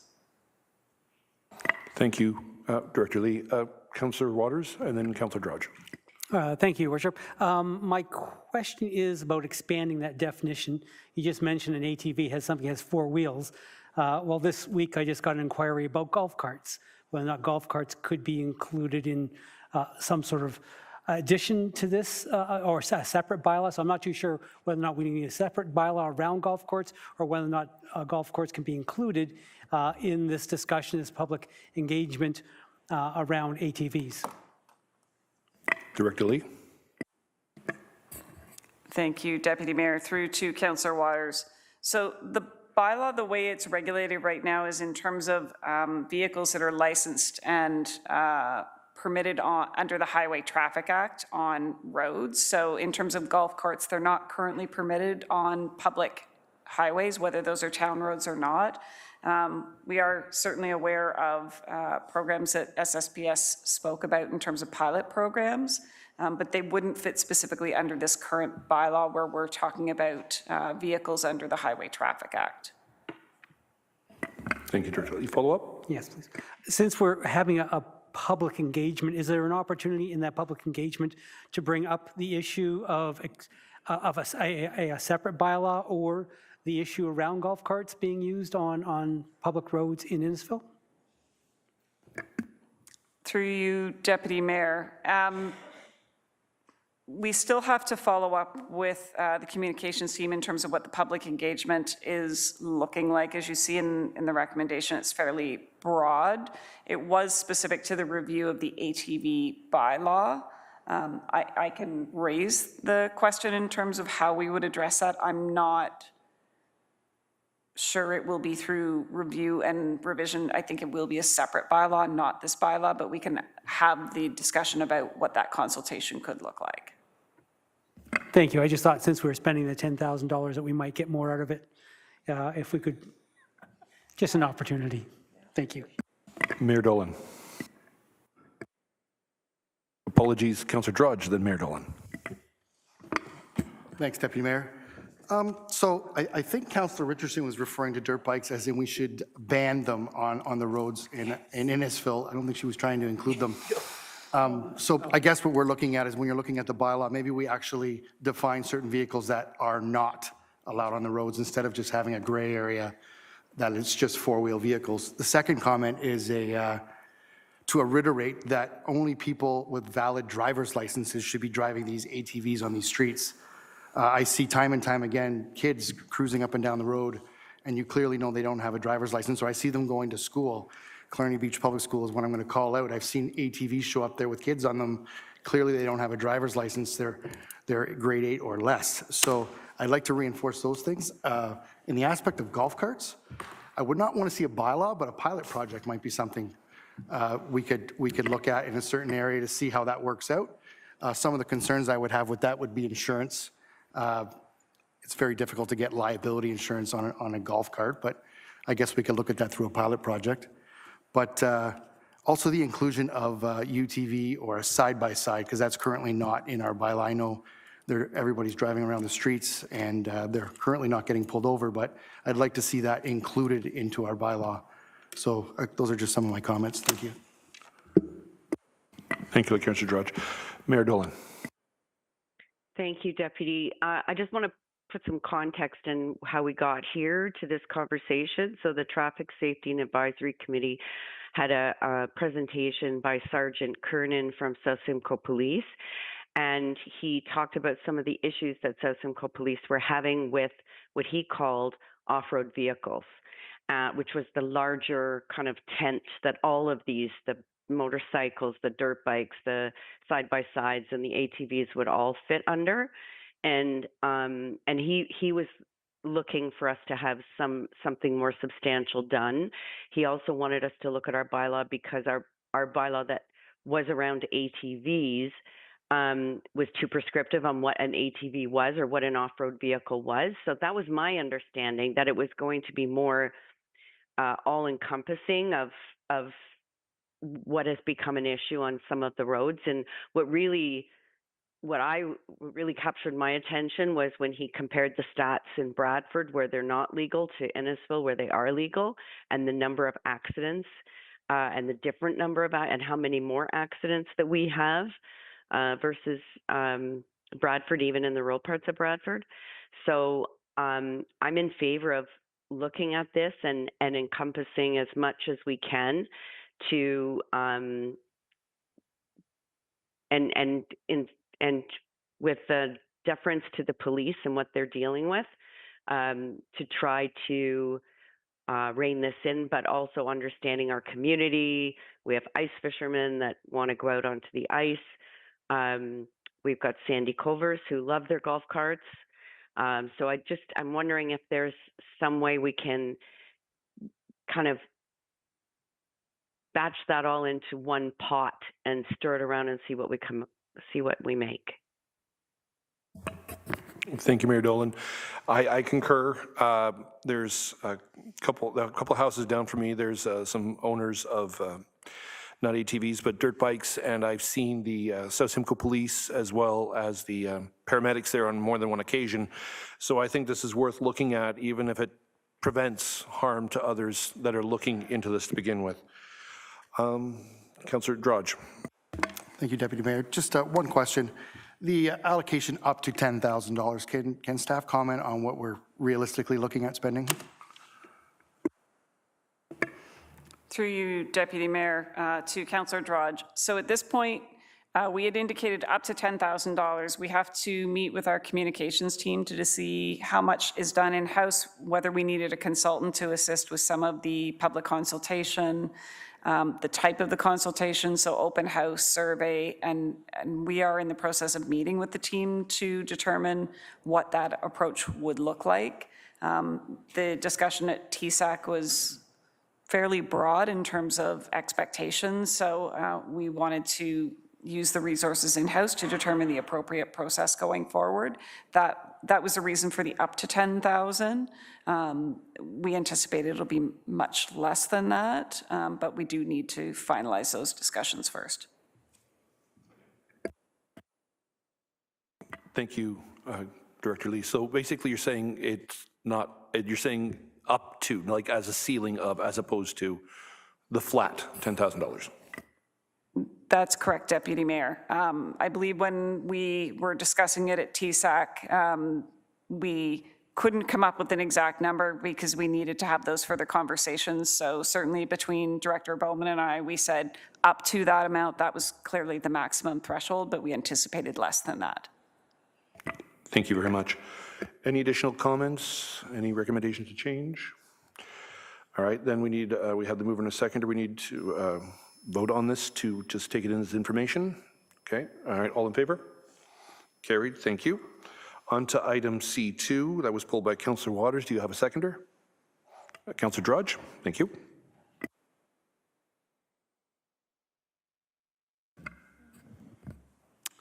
Thank you, Deputy Mayor. I pulled this because it is a big item, and just to vote on it and residents not understand what Innisfil is doing, I thought was would not be appropriate. So I wanted to pull this to give council an opportunity to ask any questions about this. I think it's a huge opportunity for Innisfil and InPower to take destiny in our hands in terms of ownership, in terms of the future growth of Innisfil, just as we own in-services and we have a say in terms of the infrastructure that gets put in the ground. This is the opportunity on the InPower side to do the same thing. Innisfil is going to need a lot of power in the next little while, and if we want growth at Innisfil Heights and we want to finish off the orbit and the other residential areas that we have, it's this corridor, and it will bring the additional power that Innisfil needs. So I just wanted to pull it to allow that conversation to happen. So I do have a bunch of questions, but I will ask other councillors if they have any questions to go first, and then I will pop in at the end. Thank you. Okay, I have one moment, and then Councillor Drudge. Just a question regarding when we can pull the ripcord on this. Like, how far do we go before we are ultimately committed to this path? Like, we can go a certain number of steps, is my understanding, before there's a point of no return. And so at what point would that be as it develops moving forward?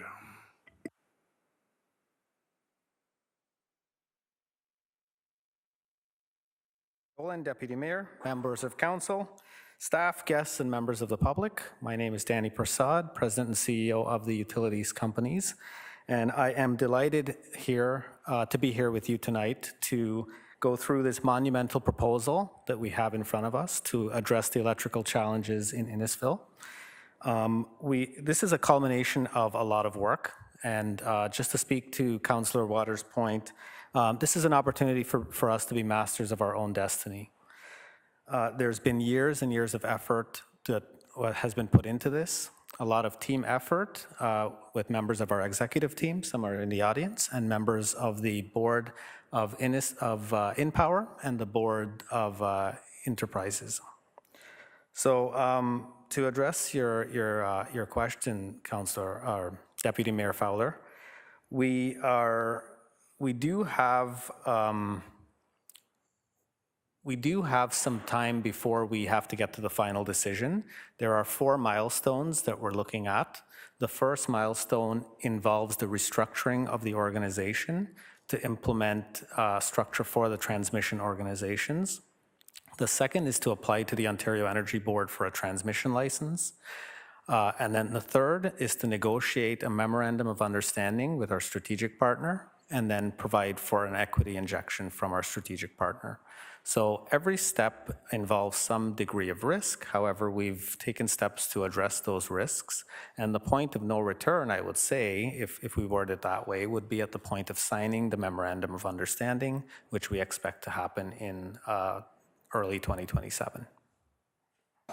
Thank you, Mr. Prasad. The reason I ask is because I don't want the idea being that we vote on this tonight and then it's written in stone. I want everyone, be the resident or council member or staff member, whoever it may be, to understand this is a process where we have a voice every step of the way. And if something feels too volatile or unsafe or unsure, we as council will listen to the public and say, you know what, we choose not to follow this path. So this is a process, as you stated, that's going to go a number of years. There'll be more reports coming, I'm assuming. And because of that, we have the room to breathe, take in information, and every step of the way as we move forward. Thank you for that. Councillor Drudge. Thanks, Deputy Mayor.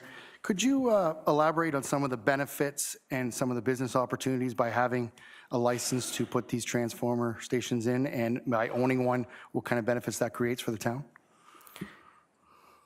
Through you, Deputy Mayor. So the benefits of having this in the town, the top 3 things I would say are, number 1, the project is needed to facilitate growth in all of our communities, electrical growth. Number 2, the solution that we're presenting in front of you tonight is the most affordable from a ratepayer perspective. And number 3, the solution we're presenting to you tonight creates a tremendous value for the community.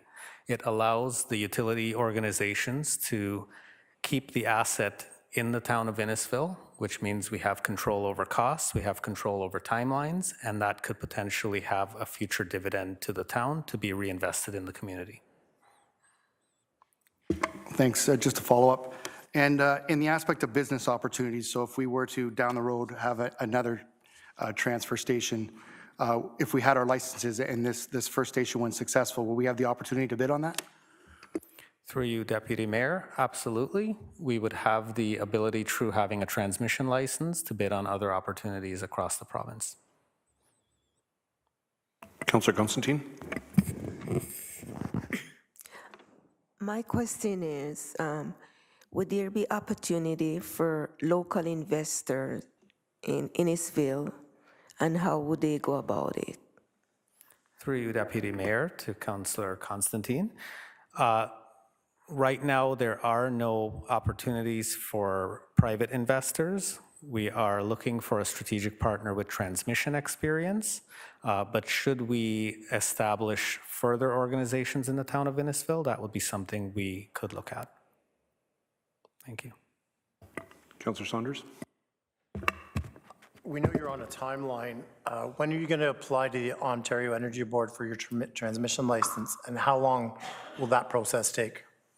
Through you, Deputy Mayor, to Councillor Saunders.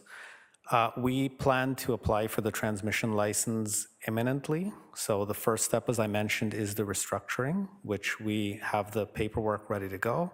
Our thought is to apply for a license within the next month, and then that process could take up to 6 months to complete. Thank you. Councillor Zanella. Thank you, Deputy Mayor. To just go back a few comments ago, you said it's the least impact to the taxpayer, right? To the ratepayer. The ratepayer. So that, to me, is, I think that's what we all want to hear. So thank you. Thank you. Anyone else? Councillor Waters? Thank you for that. Just a couple of questions. Could you explain to council and residents the private equity partner? Why do we need that in this model that we're discussing? Okay. Through you, Deputy Mayor, to Councillor Waters, we are looking for a strategic private equity partner, not only to help finance the project, because we're looking at a large sum of money, up to over $100 million. We're looking for that partner that has transmission experience and has experience in supply chains and procurement and building these assets so that we could keep that value within the town of Innisfil. So it's a two-part solution. First is the finances. In order to raise that sum of money, we would be utilizing some debt and then some equity, and we're trying to maintain as much within the town of Innisfil as possible.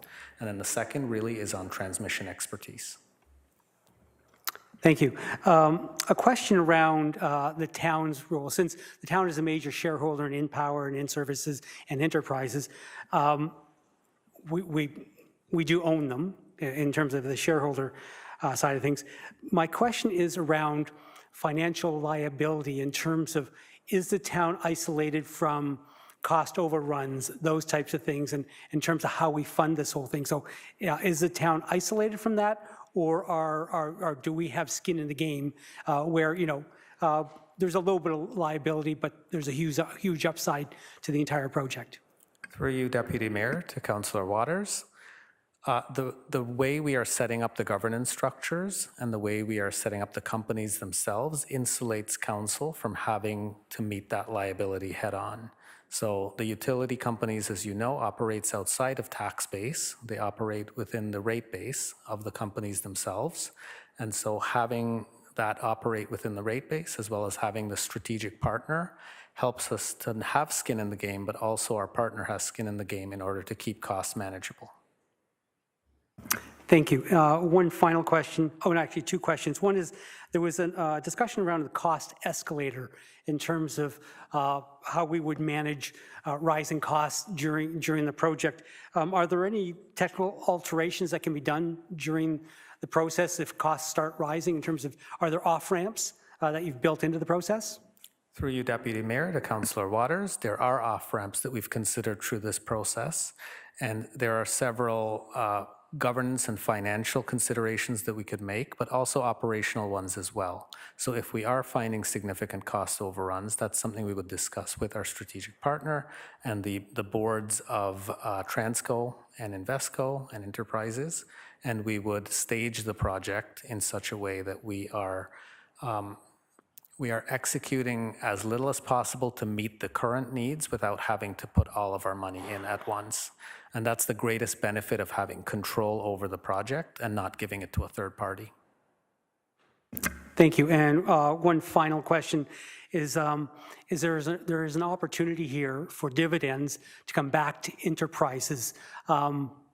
What benefit to Enterprises in terms of those dividends? What do you see happening?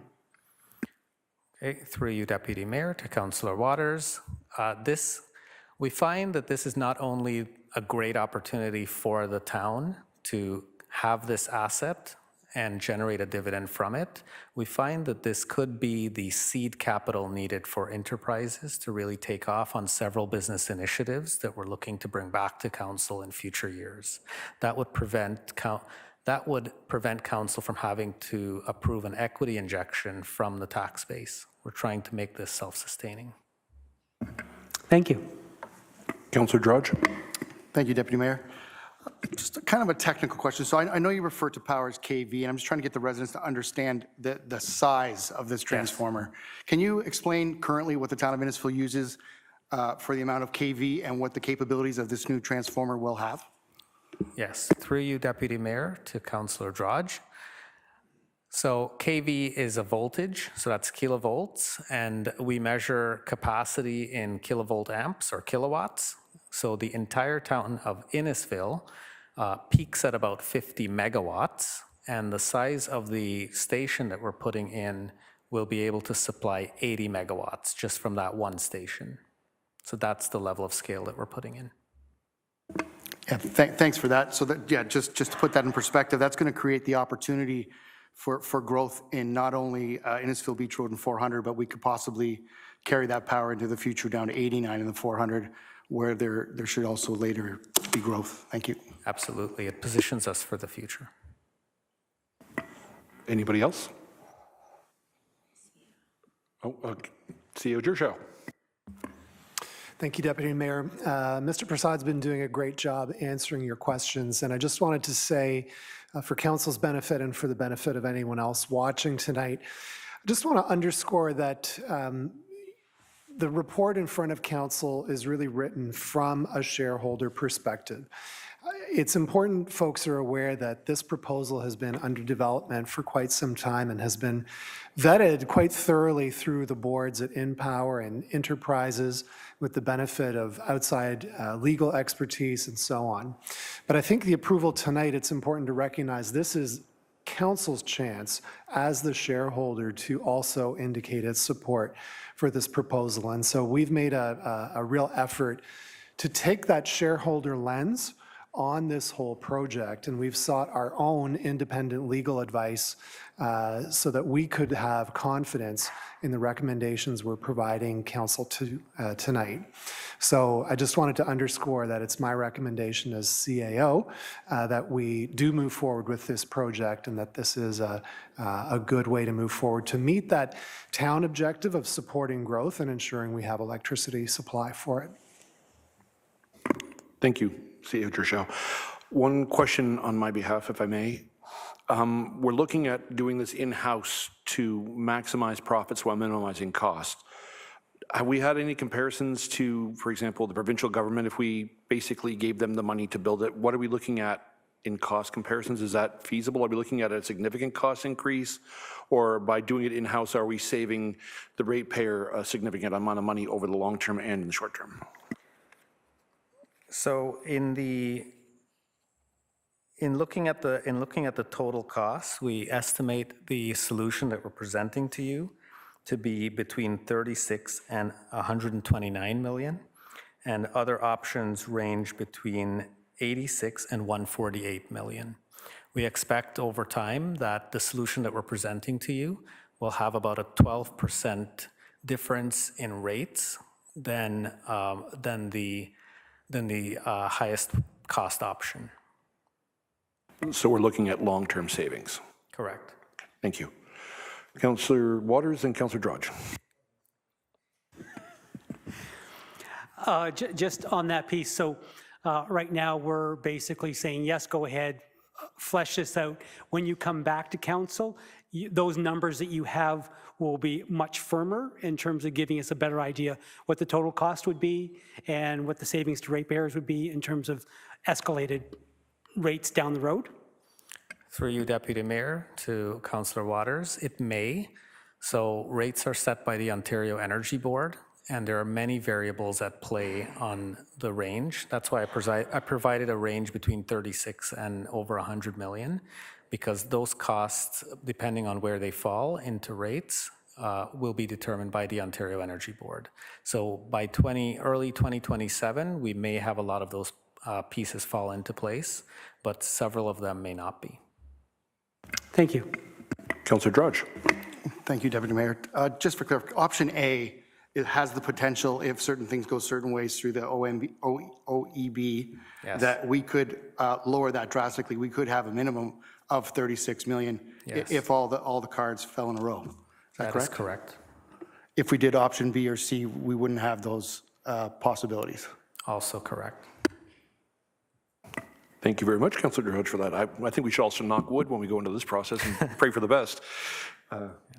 Mayor Dolan. Thank you, Deputy Mayor. I just want to say how, electricity is an important component of our growth, both our residential growth, but also our employment growth. And we can control when water and sewers go in the ground. So this is our opportunity to make sure that we have the electricity supply to, if a large manufacturer, for instance, comes to see us, We know other municipalities that are in pretty bad shape right now, waiting for Hydro One to bring them power, and they're having to refuse some economic development opportunities. So I don't want to be in that position. I never want to have to say no to a large employer. Also, I think it's important to note that we're not the first to do this. Sault Ste. Marie did it for their steel, and I know my friend Mayor McDonald in Leamington, they're doing it for some of their larger greenhouses. So I think this is, like you said, having creating our own destiny and making sure that we're open for business when people come knocking at our door. Thank you, Mayor Dolan. I couldn't agree more. Anything else anybody wishes to add to this? Okay, such being the case, I'll call the vote. All in favor? Looks like it's carried unanimously. That's awesome. On to item. Thank you. Item C3, the fire master plan that was pulled by Councillor Drodge. Do you have your seconder? Thank you, Deputy Mayor. My seconder is Councillor Waters. So Chief Thomas and I have had these conversations quite a few times over me struggling with the addition of a sixth fire hall. I want to open up a conversation. This conversation has nothing to do with adding to the full-time firefighters. I believe they're needed. You know, New Tech is geographically the same size as us. They run a volunteer firefighter kind of plan, and I don't like the way they run their volunteers. They should have more full-timers, but the one thing I do like about them is they only have 3 fire halls. So I look at this from a counselor looking at it with a resident's eyes. If we're going to increase firefighters, because I think we need them, and we're going to increase the machinery and the fire trucks and everything needed to perform their jobs, somewhere we got to give. To keep increasing the operational costs and the maintenance costs of all these fire halls and increase our full-time volunteer or full-time firefighters, I don't see how we could sustain both. So I think full-time firefighters and our equipment being state-of-the-art and the training being up to date far surpasses us having to have more fire halls. So I've said this to you before, you know, I struggle with some of the stations we have, like Station 1 sides to the lake. So when I look at a fire station, I think of a fire station 365 or 360 all the way around, and Station 1 falls short on that. It has one side siding to the lake, so really, realistically, you're only servicing 3 sides. Again, Station 3 borders to Barrie and Essa. Proposed Station 6 borders to Essa and Barrie. They're very much to the edges of our borders, and I really want to see a fire station, a big fire station with 50, 60, 80, 100 firefighters in it full time, with a fire college, with paramedic in it, with maybe even South Simcoe Police, because they're looking to grow. I would love to see a massive facility harness all these firefighters and everything involved with it in one local facility where we could maybe shut down something like Station 1 and Station 3. This is not an intention of lowering what we need for full-time service. It's more of an idea of trying to find a solution where we can offset some of the costs for maintenance or yearly operations. And I just want to throw it out there. I don't know what the rest of the council's thinking, but the fire plan as a whole, I think it's great. I think, you know, the education's needed. I think the full-time firefighters are needed. I think the additional equipment's needed. I'd love to see a full-time fire college, like I know Gravenhurst shut down years ago, and we're doing a half model, but I think in Innisfil, I think we should take it on and do that wholeheartedly. I just want us to grow. I want us to grow in a way where we have full-time firefighters and we're not spending all of our money on trying to keep all these fire halls open. So I'm the only issue I have with this current fire master plan is the fact that we're looking to add another fire station when I would ultimately like to close 2 and open a bigger one. So that's just my comments. Anyone else wish to add? Councillor Waters? Thank you. My concerns are around the same as Councillor Drodge's. I sat on the committee that looked at the merger between Bradford and Innisfil, and unfortunately that fell through because there were some opportunities for us to save some money with a slightly bigger organization, a merged organization. Unfortunately, Bradford wanted us to subsidize their entry into it, and you know, we said no to that. We should come in as equal partners. So my question is, just for residents in Bradford, which has roughly the same population as Innisfil, roughly the same, they have right now one station. They're planning on building a second station. We're planning on having 6 stations. So could you explain for the residents why in Innisfil we need 6 and in Bradford they only need 2? Sure, happy to answer that question through you, Deputy Mayor Fowler, to Councillor Waters. What we're looking at, and I know we've discussed it in the last couple of weeks, as far as population density. I didn't do the deep dive. I mean, I've got knowledge of Bradford when I was the Joint Chief there. But in Bradford, they have majority of their population, and their population density is in a core area along, you know, Holland Street and that part of Bradford. And then they get into more of a spread out a density and until you get out to Bondhead. So they do have a second station going in there because of the increased population density in Bondhead. And they're also in the process of looking at a third full-time crew to staff that station. Innisfil, our land mass is about 68 kilometers more, but the way that our land mass is spread is more of an oblong rectangular. I know we've got the pieces of Berrien and Essa and so on, but the former municipalities or the former hamlets that make up the town of Innisfil now, so our Alcona and our Lefroy and our Stroud and Cookstown, et cetera, which had their own individual fire departments, we took those stations and we kept them going when it became the town of Innisfil.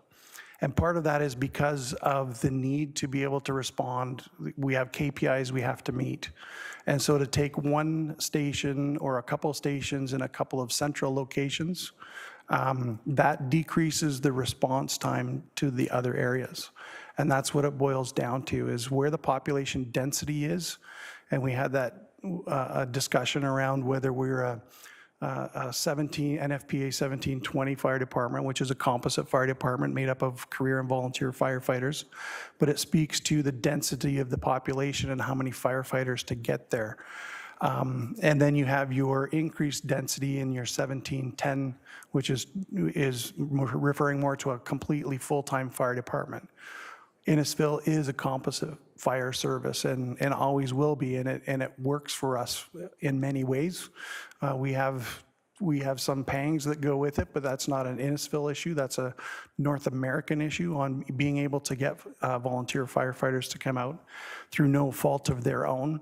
Yeah, I mean, I think we all work in a world and understand a world where we've cut down in our own businesses and our own locations where we work to a pretty lean and trim model. And so to then remove somebody to respond to a fire call, we're not getting people, or employers rather, that are letting their people go. And so to be able to maintain our response times is the reason that we have those stations in those locations. I hear 100% what your comments are, both the councillors on, you know, station location. But in earnest and in all honesty, if I look at Station 1, we do respond 360 degrees because we do lots out on the lake in the summer and in the winter. And our ice boat especially is located out of that station. So we are different in our emergency service compared to police, excuse me, police and EMS, where they will have a more centralized hub and have patrol zones. That is not something that we're able to do in the fire service because of a whole host of reasons. And part of it is the response time, but then it's also we need the places to be able to decontaminate all of our firefighters and their equipment from the carcinogens that they're exposed to, et cetera, et cetera. Vehicle maintenance, our equipment's different. So it's comparing different varieties of apples and not the same apple when we talk about emergency response, but that's why it is more difficult to remove a couple of stations to make, a super station or a super location. And, like I said, we have had these stations. They've been there for a long time. I made the comment to Councillor Ices before where we are aware through our building condition assessment what's needed in those and what the lifespan of those are so that we can financially plan for those. And we do have to take into account at Station 1 and Station 3 that we have partnerships who are tenants with EMS, and their response times are tied to station location as well.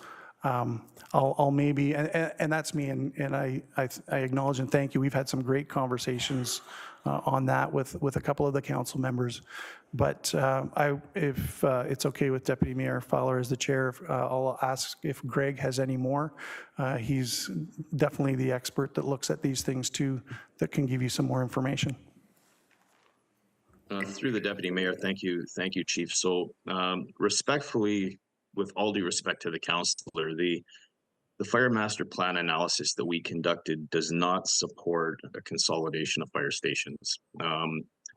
And I guess to somewhat reiterate what I stated previously, like fire station placement is really driven by response coverage and travel time, and not the size or convenience of a facility. And to the chief's point, EMS and police services, as an example, function significantly differently from response locations than do the fire service. Now, that being said, like municipal comparisons can be helpful, but I think it's important to note that fire station locations are really influenced by many factors beyond just population.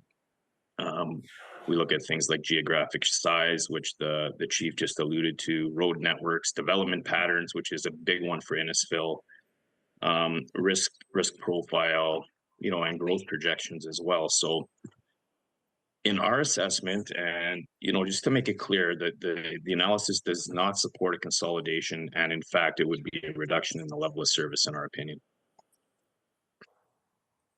Follow-up, Councillor Drudge. Thank you, Chair.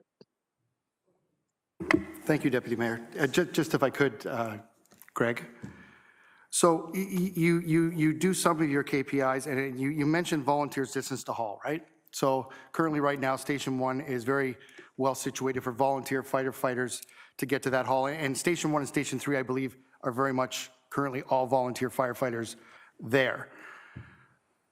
Are we not intending to try and increase our full-time firefighters? So the metrics that you have to have a distance to haul would not be appropriate in that situation, would it? Because those full-time firefighters are already there. So there's no time to distance for the volunteer firefighter to get to the hall and then get to the call, because our end goal here, at least in Alcona, because I understand we're sprawling and there's a different situation, Station 5, Station 2, and out in Cookstown, that they would have different metrics. But in Alcona, we're trying to get to that 1710. I think that's our goal. To get to that goal, ultimately that means less volunteer firefighters and more full-time firefighters, if I'm correct. I respect that you're trying to keep the metrics as a whole, but again, as a councillor, thinking about the residents and not just the metrics of how to get to a timed call, I'm trying to balance it all as a whole, and to try to get the residents to say, hey, we love our firefighters and we're not spending $120 million or whatever it is a year on a budget because our operational costs are in excess of $10 million or whatever the numbers are. I'm just trying to find a balance there. Like when I look at Innisfil Beach Road and Yonge Street, we're only, I've never done the math, but I'd say 5 to 7 kilometers from Station 3 and then into the border of Barrie. I'd say again, I'd argue we're 5 kilometers or less into Alcona. Innisfil Heights, I'd like to know what the KPIs are there and if they are structural fires or if they're more collisions and accidents, vehicular accidents. Like, I know the metrics change again when you're going to a vehicle accident versus a structural fire. We have certain obligations under our commitments to get to structural fires at a certain time. I guess, 3 fire halls that could be done by 1 fire hall, that to me is not something we should just overlook and support the metrics and that doesn't support it. Like, I think we have to look at it as a broader picture that we're a community We're far from Bradford. I thought Bradford might have been a bad example. New Tech would have been a better one, somewhere where it's sprawling. We're just simply trying to better our core, better our fire department, but still have it a pill that a resident can swallow when they see these budgets. That's why I made my comments. So I do respect that you've done your homework, and you definitely have. Like, you prove on paper, it proves true 100%, and I appreciate everything you've done, but I'm just looking at it from a broader lens as a resident and having to pay for this yearly moving forward. Thank you. Councillor Waters? Thank you. In the example that was given, the campus was mentioned as the preferred location for maybe a consolidated fire hall. I'm not too sure. I'm not too sure I want to go as far as Councillor Drodge in terms of eliminating 2 fire halls. And the one in Alcona most definitely needs to be upgraded from what it is right now. But my major concern was Stroud in terms of consolidating that one with 6 and putting it maybe at Innisfil Beach Road in the 10th, which puts it minutes from Innisfil Heights, it's minutes from Stroud, it's minutes from the campus. It seems to be a little more centrally located. And it would be nice to be able to see in more detail how you came up with that and whether the 10th and Innisfil Beach Road would be a better location that would be more cost effective.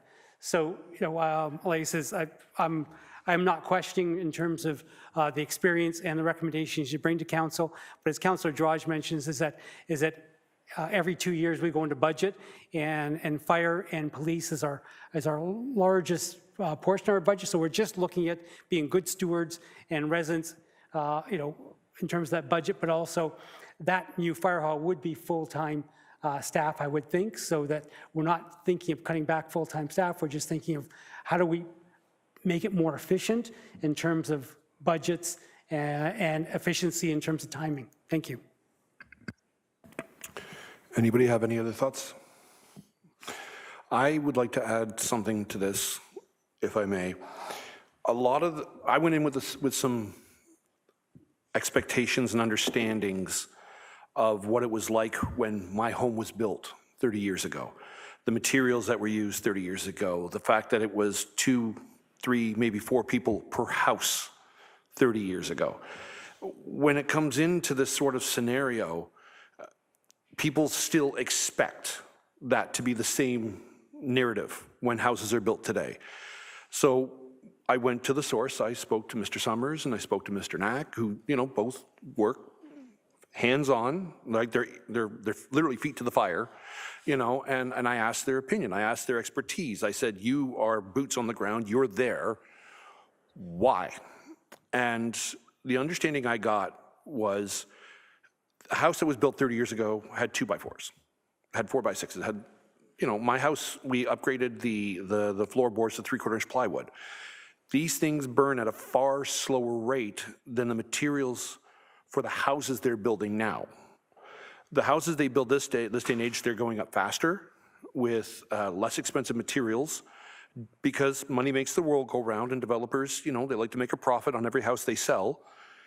And because of the situation with families have monetarily now, it's not, oh, we have grandma's house over here, oh, we have, mom, dad, and the 2 kids over here, we have multi-generational families in smaller spaces with materials that burn 3 times as fast as it was back in our parents' days. So in this scenario, to move a fire hall further away and say, well, we're saving up on time, how do you put a price on a human life? If it came down to a person in Innisfil resident, you said, look, we can get to you 5 minutes faster and potentially save the life of a child or an elder or someone very important, a pet even. Would you be willing to entertain that? And I think a lot of people would, because when it comes down to it, as it was explained to all of us, cyanide poisoning, the equivalent of cyanide poisoning from the gases and the glues. The fact that the floors now are getting easy, like you can walk on the floor of an older house not the same way a newer one. You'd be more likely to fall through. When they go in, they don't know if it's 1 generation, 2 generation, 3 generations. Is someone in the basement? Is it unfinished? With the cost of mortgages, I heard the term house poor, where people are bailing on everything they can just to maintain their homes. But inside they have flammable materials. They have boxes for nightstands, or, materials that the old cotton sheets that are far more flammable, or potentially, cheaper made furniture that lights fires faster and spreads faster to a flashpoint. We're talking about human life right now, and the way I see it is this allows us to get there in a faster capacity. It allows our firefighters to be not to, like, with our volunteer firefighters, they have to live within 8 kilometers of the hall. So they have to get there, get geared up, and then get out. That could take 5 minutes, that could take 10 minutes to get there and get out of the door. If we have someone who's in an area that's destined for growth, because we have the employment lands, we have Innisfil Heights, and you can't say that over time Innisfil will grow west. It's clear as day that we're growing rapidly. I want a firefighter close to me as humanly possible, because the dynamic has changed so drastically from our parents' time that they've had to adapt. So if it means that they get there faster for a house that burns, faster, for triple the people in the home that's there, this is an investment. And I think this is worth the time and energy. We're not talking flowers, we're not talking boulevards, we're not talking, pathways that people can walk down. We're talking people that go out day after day after day and deal with things that potentially could end people's lives, including their own. So this is an investment, and I think it's worth it, personally. Okay, all right. Oh, Mayor Dolan?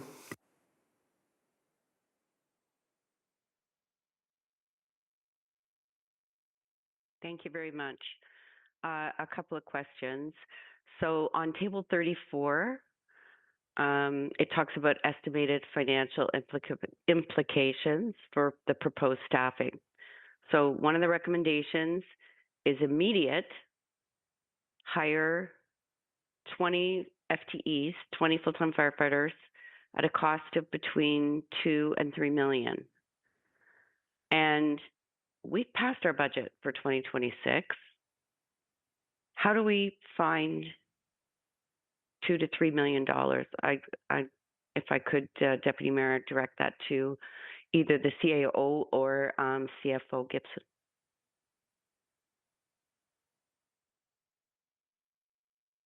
CEO Trudeau? So it's a good question. I mean, there are undoubtedly, clearly, like the master plan sets out recommendations with an estimate of their cost. And approving the master plan would set the town in a direction to begin incurring those costs. So, staffing would be one of the major ones. The way we've kind of set this up, given the fact that the plan is meant to be a 10-year implementation, I guess the way we've structured the recommendation is not that every recommendation is being approved today and you're necessarily incurring that budget liability if you approve the plan tonight. So the recommendation does speak to the notion of coming back to council for the budgetary approval around the recommendations, which would include the staffing and that significant cost. And as the chief was mentioning earlier, there'd be an opportunity to discuss, I think, for example, how quickly we implement that recommendation. It was certainly a discussion during the consolidation conversation with Bradford around how quickly one can staff up a fire department. Is it a multi-year thing? Is it a one-year thing? So I think council would have some options about how to manage that, but I don't want to deny that, approving that staffing proposal would impose ongoing operating costs on the town budget. And council would have to assess, as some of you have begun to speak about, where are your priorities? Where do you want to put the money that we do have in our budget? And, how much of that increase can we sustain? Thank you. A follow-up if I could. So I wonder if it would be, so my problem, not that If we need them, we need them, and we need them. But my problem is if we can't do it immediately because we don't have $3 million, but we pass a fire master plan that says, yes, we're going to do it. There's a fire, and somebody says, hey, you said you were told you should immediately hire 20 firefighters. You didn't do it.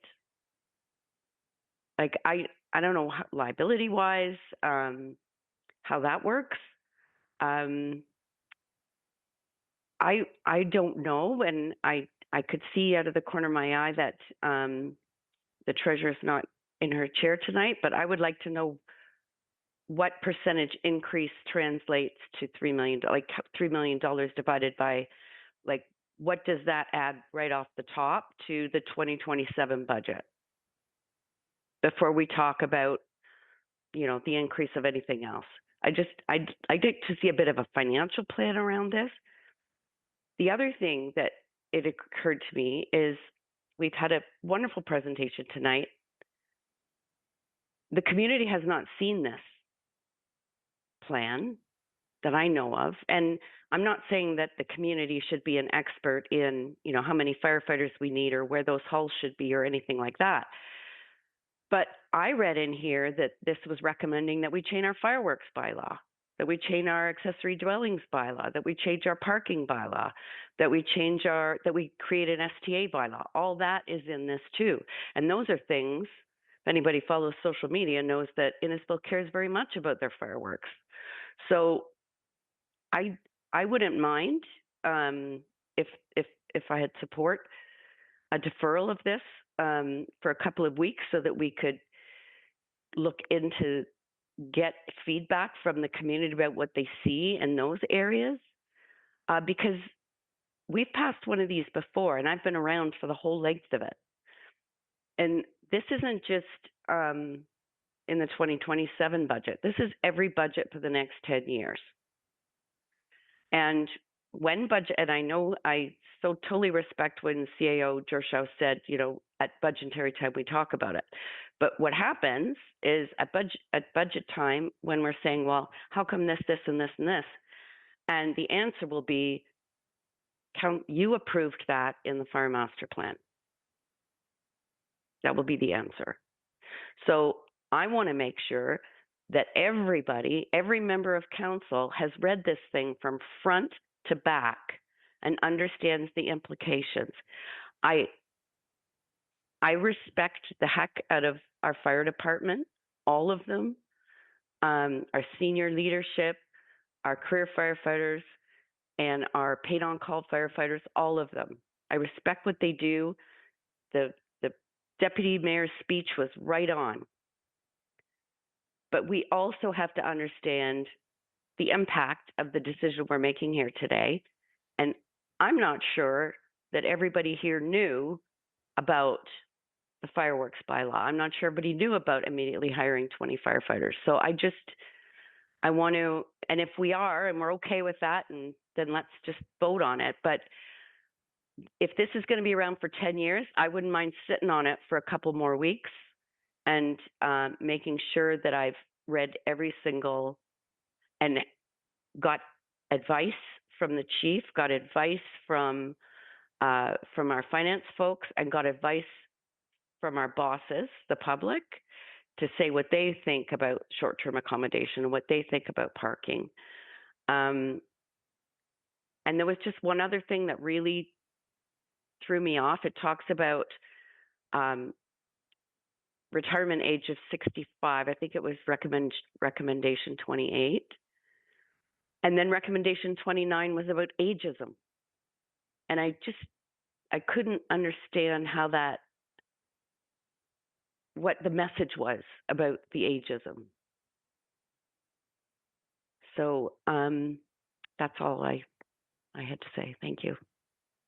Thank you, Mayor Dolan. Councillor Drudge, and afterwards I'm going to ask if we have, CEO Gershow. Thank you, Deputy Mayor. Just hoping to respond to a couple of the points that the mayor raised. So I can say pretty confidently to council that yes, we will cite this master plan in future budgets, because if we didn't, I would say to you, there wasn't much point in doing the master plan. I mean, it is meant to guide future decisions, and so we will absolutely cite it.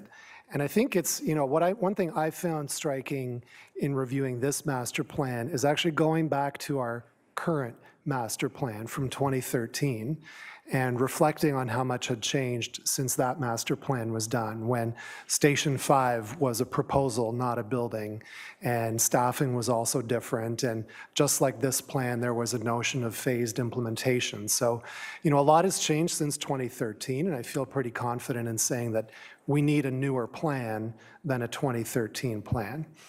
And having said that, I mean, the chief pointed out that setting service level is probably one of the most fundamental choices for council to make.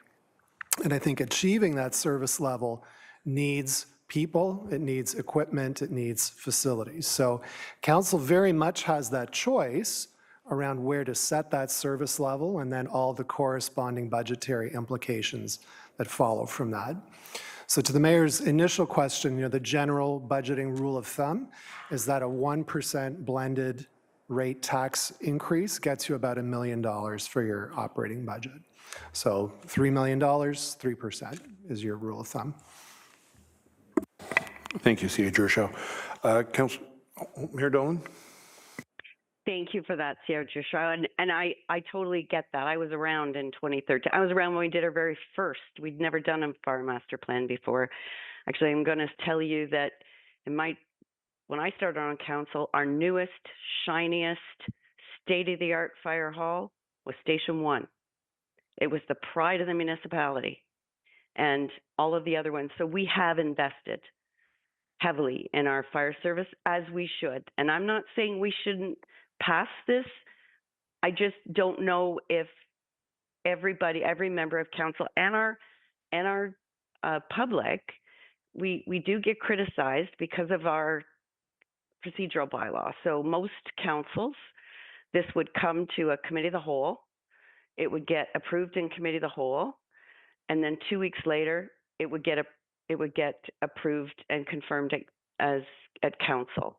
That's how a lot of municipalities run. We don't. We go council, committee of the whole, and then we go back into council for our confirmatory bylaw at the end. So we have this put out in front of us tonight. We've had it for a week. Absolutely, we've had it for a week. But to our public, to our residents, it'll be like they heard about it tonight. We passed it tonight. It's done. And I would like, you know, I know we do have a few people who watch online, and it would be nice. And usually there's a newspaper article written about important things that we discuss. I would like to get some feedback from people, and I just don't think 2 weeks is asking too much when it's going to be around for 10 years. Thank you, Mayor Dolan. Councillor Drudge. Thanks, Deputy Mayor. Actually, off of Mayor Lynn Dolan's comments, I would, since I moved this into committee of the whole, I would support a deferral of 2 weeks. I have been speaking to residents. I will say to you, in a perfect world, safety, you know, life comes first. Obviously, response times, you want to save a human life. If that was a perfect world that we lived in, I would agree with you. There are people there today that can't afford their homes. They're losing their houses. They simply cannot afford a dime. And it's sad to say that we live in this world, but we live in a world that's very much dictated by day-to-day life. And I'm not saying that I don't support you in the aspect that every life matters. Of course it does. And I would never want a firefighter to be longer coming to my house or my neighbor's house or anybody's house for that matter. But when it comes to dollars and cents that we're spending on our fire department, we have to take that into consideration, because the residents won't have a home to burn down. Like, they're starving out there. So the first comments I'm getting from residents when I talk about this is we don't want any change. They don't want no more full-time firefighters. They don't want no more halls. They want the fire master plan to support a lower budget. We all know that that doesn't work. So we have to find a happy medium. And I think the happy medium is going through to see what we need more. Do we need more full-time firefighters, better equipment, better training? I say yes. Do we need to have more fire halls? That's where I would want to have a discussion. So deferring it, I think I support it 2 weeks, especially the other things she's mentioned about the fireworks bylaw and short-term accommodations and all the other things on top of that. I really do think we need to engage with our residents and get a feel for what they're willing to accept on a budgetary amount and what that impacts on what kind of service they're going to get later in life, especially since it's a 10-year master plan. So I would like to put forth the deferral for 2 weeks so we can engage the resident.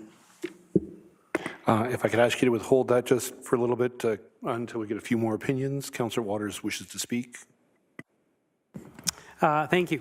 I agree with what Deputy Mayor said around, in terms of Every Life Matters. I agree with Councillor Drodge, and I'm very happy that the Mayor brought up the points she did around the budget increases.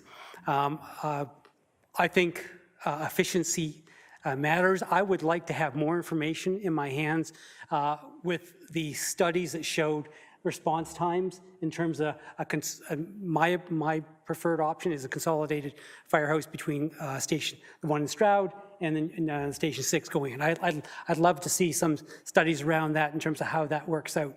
I find it very ironic that the Deputy Mayor is a month ago was talking about pleading for residents in terms of their how much it was costing to live in Innisfil and pleading for a 1% reduction in taxes from our 5.5 down to 4.2. And now he's talking the other way in terms of he's willing to spend 3% more on top of whatever other increase would be there. So it seems to be coming in both directions depending on what the topic is. So I'm kind of leaning towards the mayor's thing is give us, a couple more weeks to vet out some of these other issues. And this is personally, I would love to see some of those studies that our consultant brought to us in terms of location of that Station 6. Like I think the 10th and Innisfil Beach Road might be a more perfect location than Innisfil Beach Road and Yonge.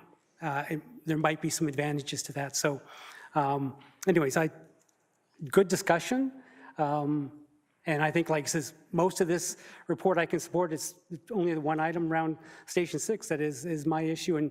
And the mayor brought up a good point around the 20 stations. I will ask a question to our CAO. If we were to pass this, it doesn't mean we necessarily have to build in the 20 fires. It all comes down to what state we're at in terms of our economic development demands. We can still massage that number down the road when it comes to that budget in terms of, I guess that would be next year. See you, Gershow. Thank you, Deputy Mayor.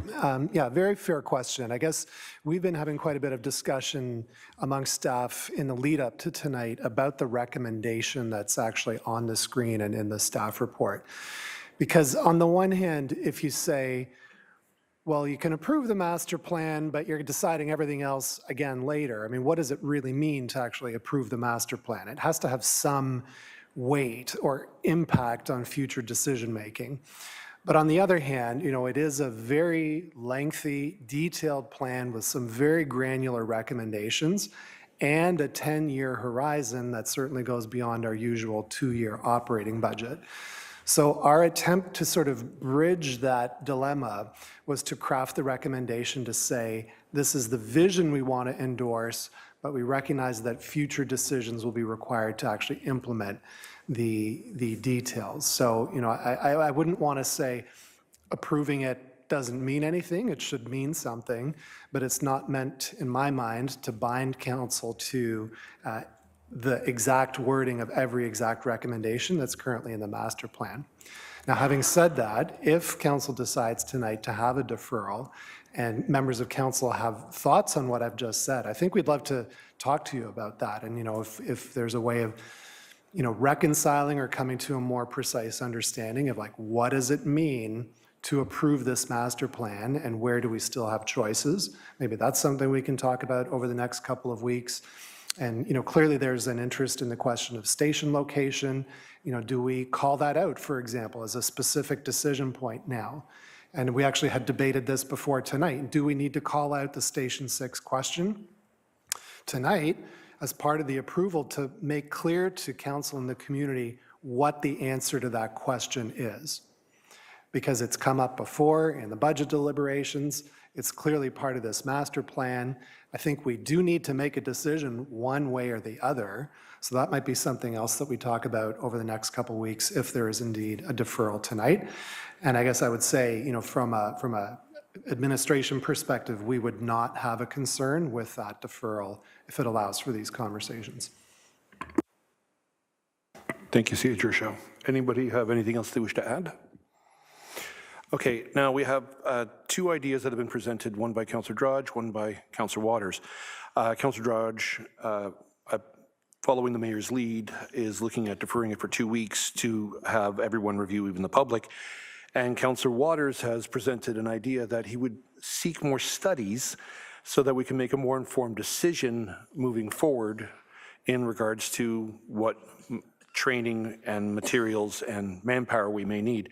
I would like, can we figure out which one we're going to be doing first? Like which one is more palatable to the council? I think Councillor the Drudge? deferral would allow us to maybe look at that in more detail. So I would refer to Councillor Drudge's suggestion that we put a deferral on in motion and go from there, and we can discuss Station 6 and looking at more detailed analysis in the next 2 weeks in terms of how we want to proceed with that piece. Fire Chief, would we be able to provide the information Councillor Waters is referring to within 2 weeks? Yes, Deputy Fowler, to you as the chair, we definitely can do that, and we'll start with the information that we have, and then if there's something that we just don't have, we will definitely then find it. So it would be fair to say that you would be able to circulate that information to members of council before the next council meeting, so we would have the information to refer to? Is that fair to ask? That is correct. Councillor Drudge. Thanks, Deputy Mayor. And if we were to request some metrics on, because the current master plan does not support a central fire station, would we have enough time to look at some of the metrics of having a central fire station, possibly at 10th and Yonge? Would 2 weeks allow for that kind of time to look at that? So through you, Deputy Fowler, to Councillor Drudge, I would actually like to refer or ask for advice from Greg from Emergency Management Group, because they're the holder of all of that data and the analysis that was done on station location. So I don't want to answer for them. So could we pose that question to Greg, please? Through the chair, I appreciate the question, and in an effort to manage expectations, I think that is something our team would have to take away and take a look at and get back to the chief on with respect to the timelines and what any future work that that EMG would be doing on this plan would entail. So I'm not trying to avoid an answer to the question, but I think it's something we'd have to take away if we can get some more specifics on exactly what council's looking for. Councillor Drudge. Thanks, Deputy Mayor. So maybe the deferral, maybe we shouldn't put a timeline on it so that you guys can have those discussions to work out when you could bring back to council. So maybe we defer it for not a set duration so that you have the opportunity to have those conversations with the chief. Gentlemen, would that be feasible? Oh, sorry, CEO Gershaw, sorry. Thank you, Deputy Mayor. I wonder actually if we could go back to Greg and just, if you could please, I'm speaking to Greg now, elaborate on the analysis that you have done, because the master plan clearly does recommend a station location. You clearly have modeled response times for different stations. So can you just share a bit more with council and the community about the work that you have completed? Through the chair, I think I'll ask Rick Monkman to provide some more insight on the station location analysis.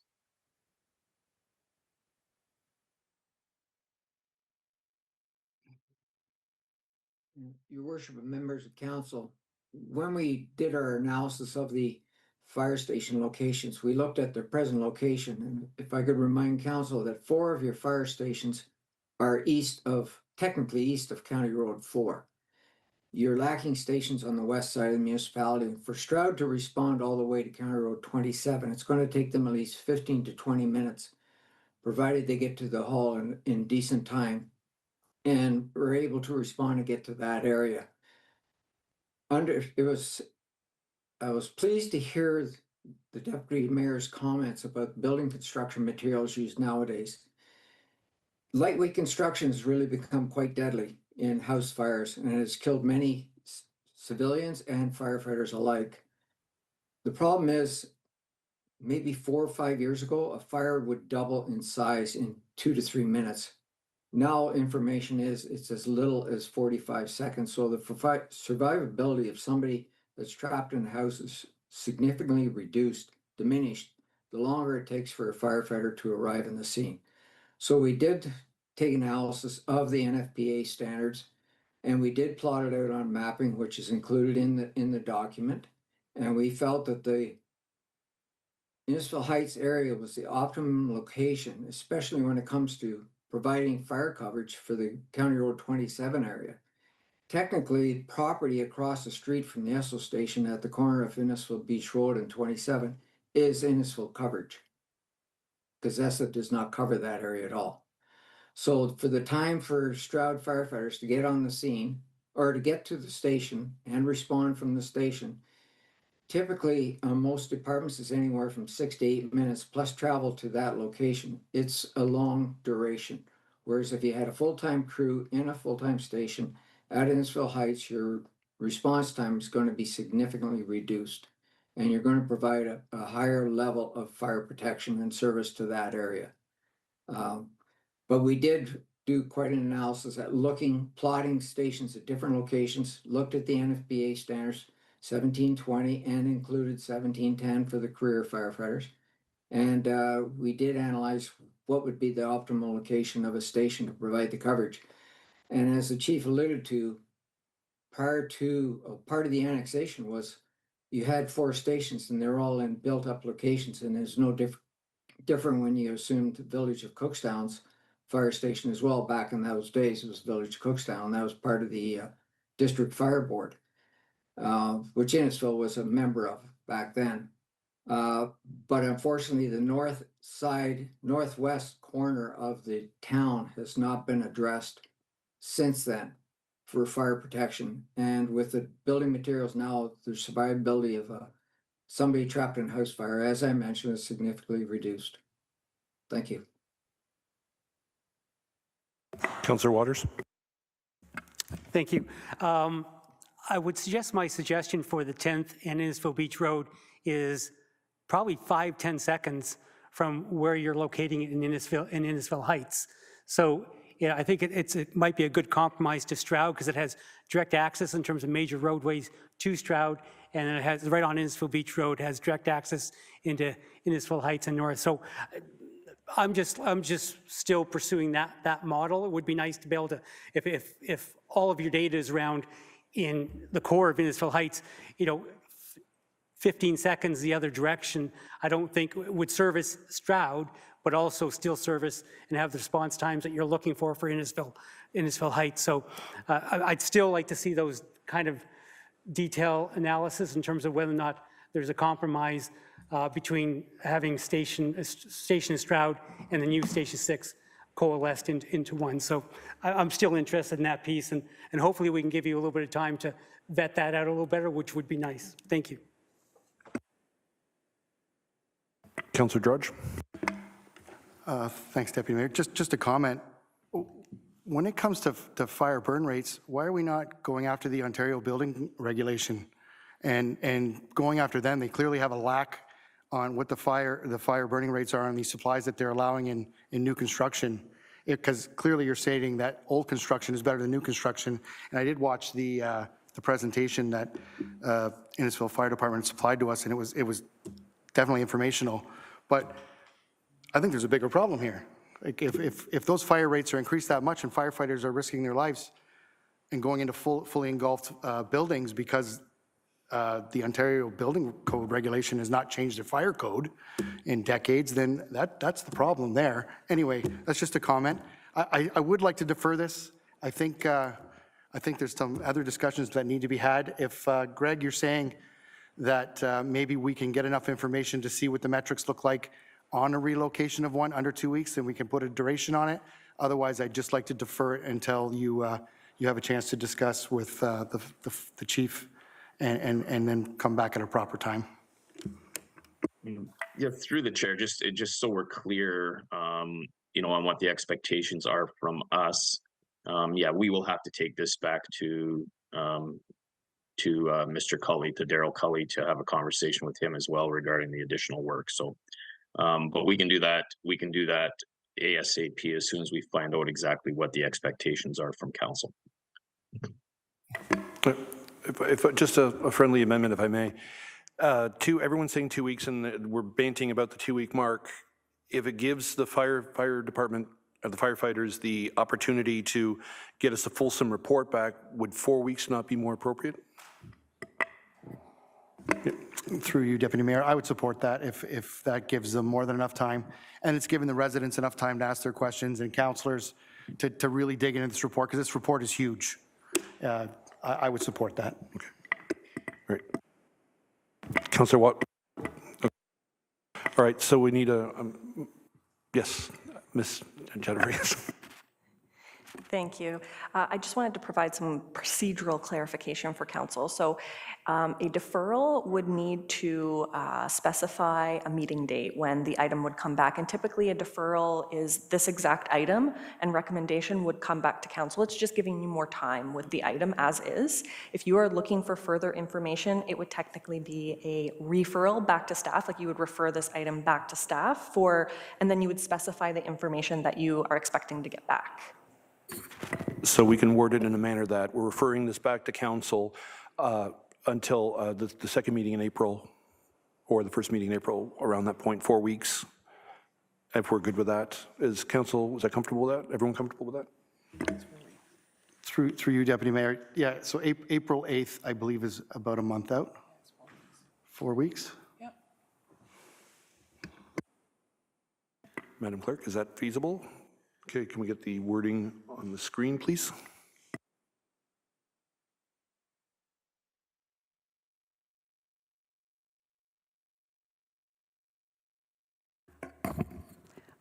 I would just seek a little bit of clarification. So being referred back to staff to report back on April 8th and just looking for some direction from council on what exactly you are looking for. Councillor Drudge. Thanks, Deputy Mayor. So basically to allow council and the residents to ask questions, comments about how we would like to see the master plan proceed for the next 10 years.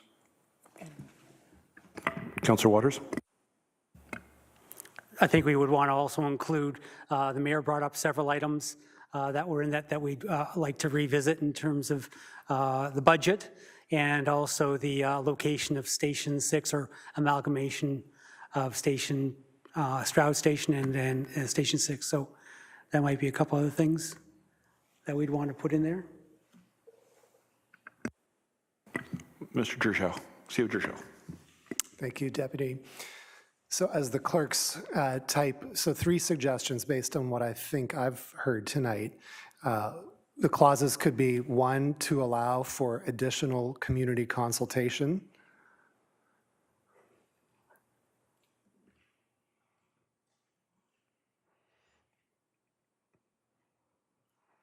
Secondly, to provide more information on station location options.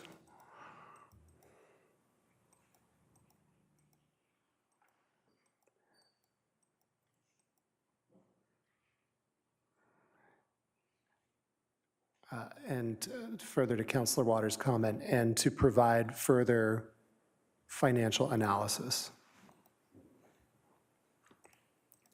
And if I may, I would observe that there is relatively specific costing in the plan. Those are some of the numbers that Mayor Dolan was citing. So in that sense, that information is already there. If there are other specific questions, council wants to understand in terms of budgetary impact, I think that's the kind of thing we could take away and bring back to you through a supplementary report. And I would suggest on the other matters that Mayor Dolan raised, things like, and yeah, we need Mayor Dolan back on the screen, I think. Things like the bylaw impacts, fireworks, short-term accommodation. The way I heard those comments were, let's make sure everyone's aware of what the master plan is proposing. So I would suggest that that would fall into the community consultation clause. Thank you, Sia Gershaw. I'm just looking to see, there we go. Mayor Dolan, you're back on the screen. I can see you again. Is there anything else that you wish to add to this amendment?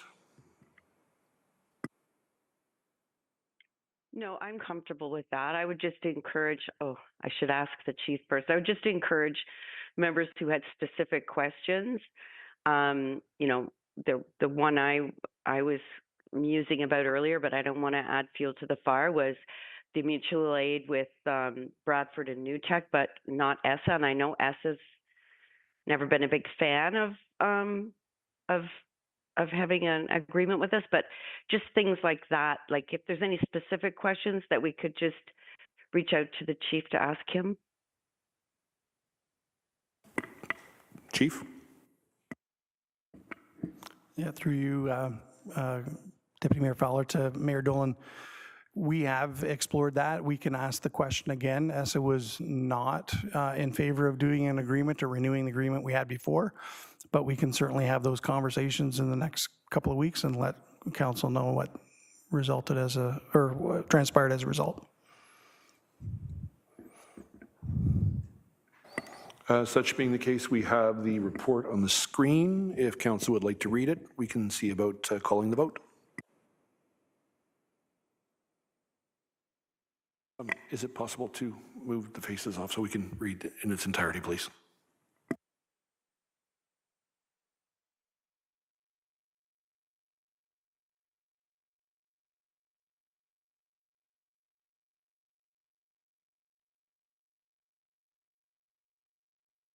Thank you very much. It's there for everyone to read. Yes, Councillor Waters. I don't know if it's required, but just a small refinement around station location options analysis as opposed to options, because I'm not too sure options is, I think an analysis might be required in there. Thank you. Such being the case, I'm going to call the vote. All in favor? All right, perfect. Carried. Thank you very much. And off to the next topic. We're going to go now to item D2, Pavement Condition Index Assessment using City Rover Pulse. That was pulled by Councillor Ices. You have a seconder? Thank you, Deputy Mayor. My seconder is Councillor Constantine.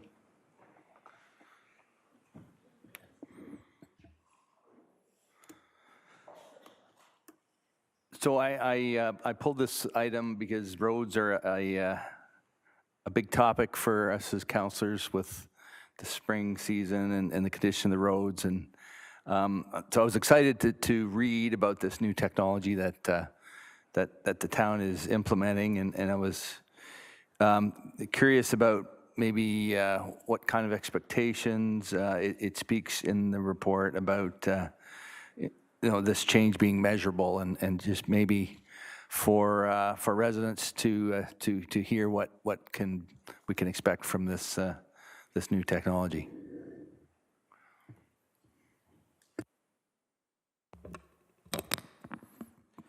Through you, Deputy Mayor, to the councillor, this new technology is going to enhance operations we're looking at the rehabbing of roads and also mitigating some potential other maintenance issues that we have throughout our network. It's actually a device that's hooked up onto our patrol trucks. So when our patrol team is driving the roads every day, it's actually scanning our road network, and it's picking up garbages, signage, pothole detection, cracks, everything you can think of, it's picking up. And then our staff they come back to the yard with it. It's real-time data. We create our work orders for it, and then we start to send out staff to mitigate those concerns. It also helps us when we're doing our our microservicing program from a PCI point of view, along with also our hot patching as well. So if we need to do some roads where we need to come to council for additional funds, we'll be able to support the data to bring forward to say, hey, we need more funds in the future for, you know, certain programs as well. So maybe if I could step back a little bit and just compare to how the analysis is done currently, just so we get that understanding on procedures right now. So through you, Deputy Mayor, to the councillor, currently our procedure is we do a roads needs study every 5 years through the engineering department, or capital engineering. This allows us to do a road needs study at every year if we want, or we can do it more throughout different options throughout the year as well. So if we want to really look into the road segment, say the 20th side road through 9th line to IBR, we can actually pull that data to say, okay, this is what the PCI has done over this last year, and then we can start comparing it to year infrastructure information, and then also we can compare it to the roads needs study with CapEng to see how we can enhance that program.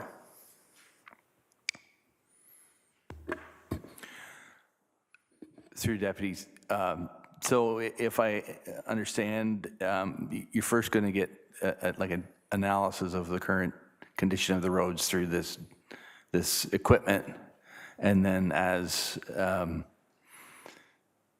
you move forward, you can kind of strategically deal with the issues that we observe. So would this help? I know sometimes roads deteriorate at a faster pace than what we've been able to determine in the previous procedures. Do we expect the amount that the roads are needing repair that would improve as you get further along with this equipment?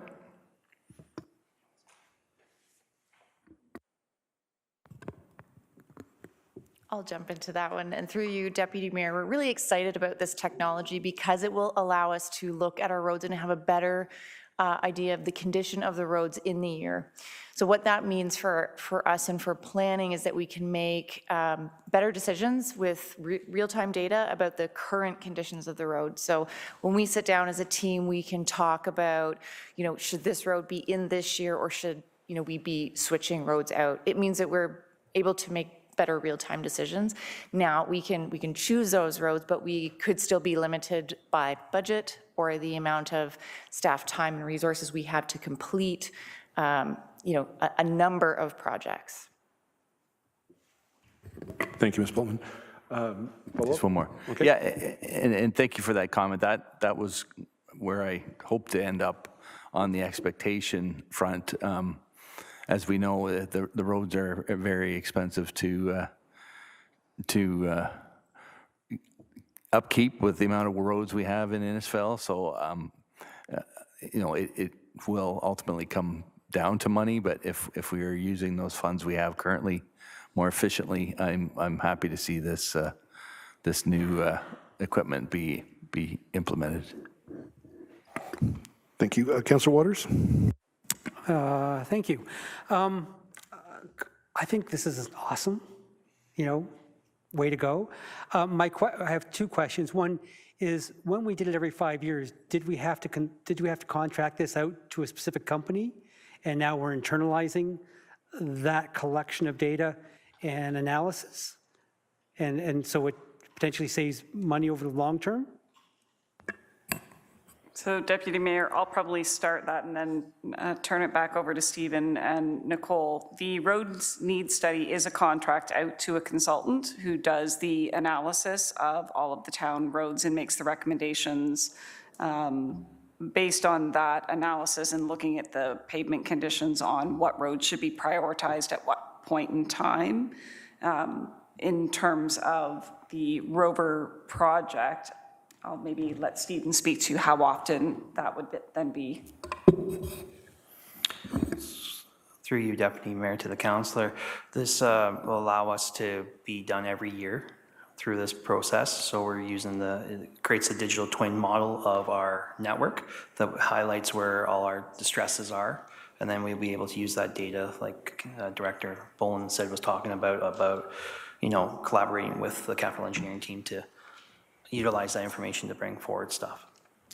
So I'm still a little unclear. Is this something that we now do in-house as opposed to having to hire an outside a consultant or a contractor?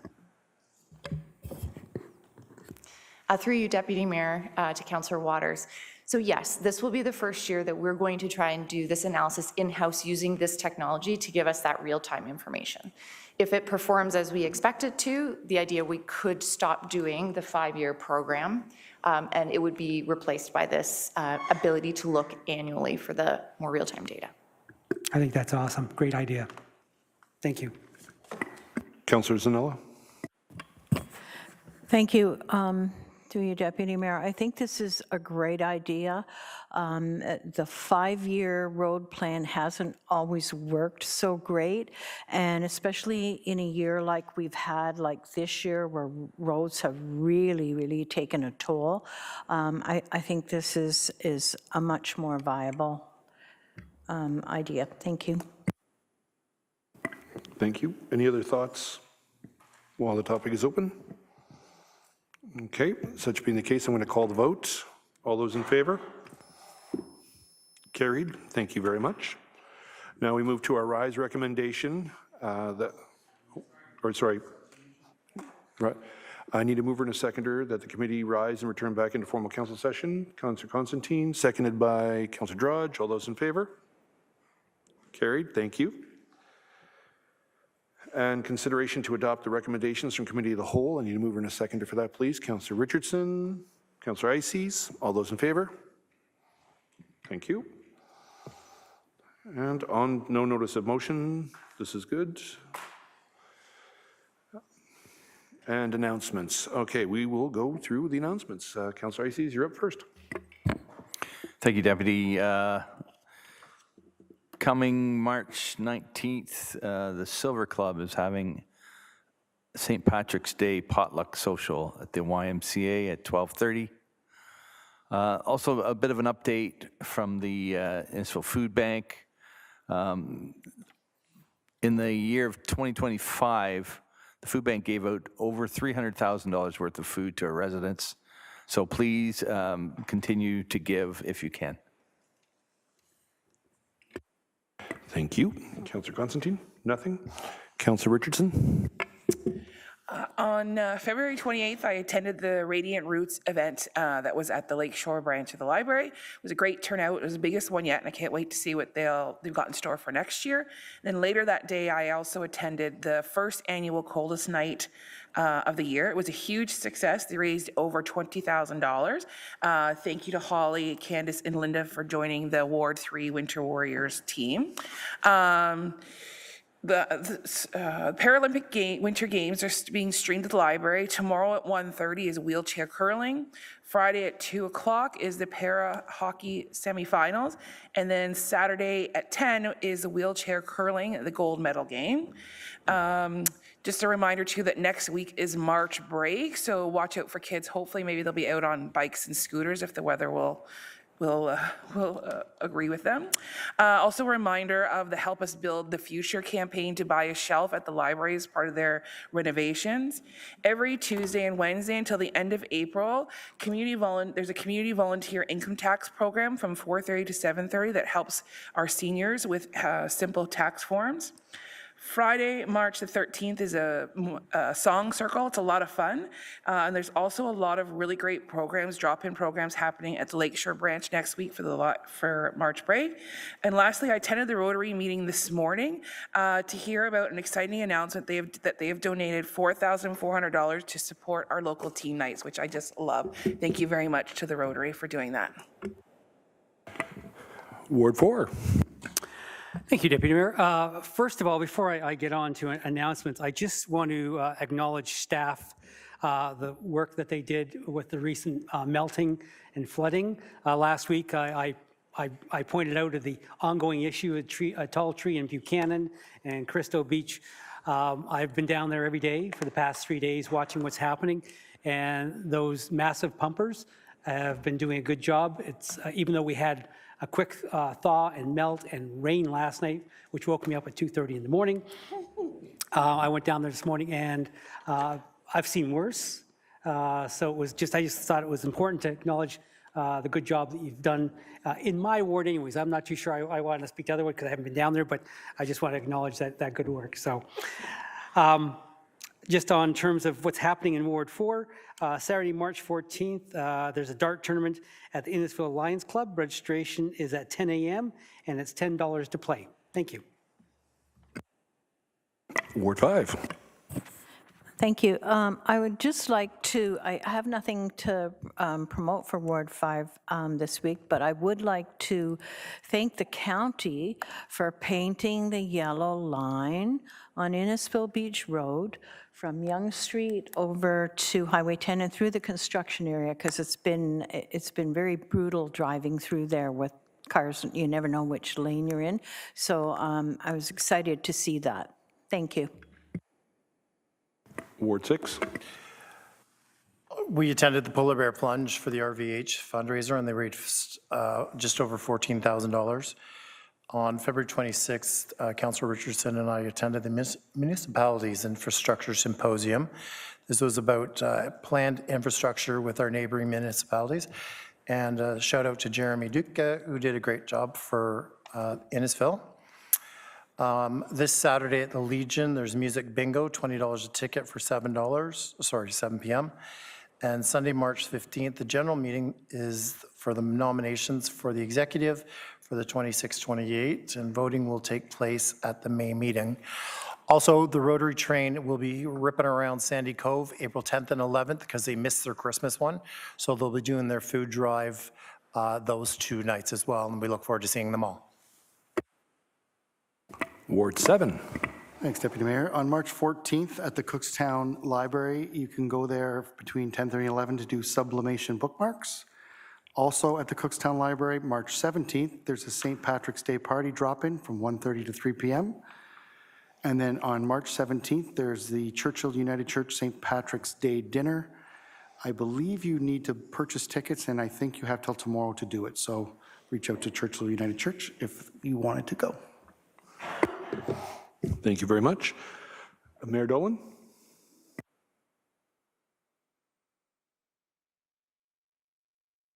Thank you very much, Deputy. I just wanted to bring up a couple of things. I wanted to thank the Innisfil India Association for the Sheroes Gala that took place this last weekend. They did an absolutely tremendous job. It was a very inspiring day.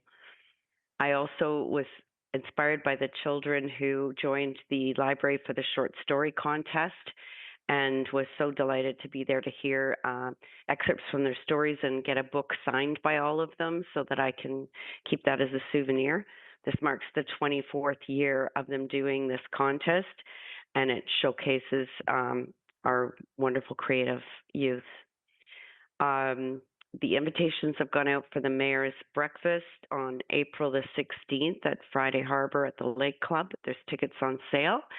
And we also sent out a blast today for the Mayor's Golf Tournament on June 15th. Get your tickets quick because they'll be, last year I think it sold out in a week.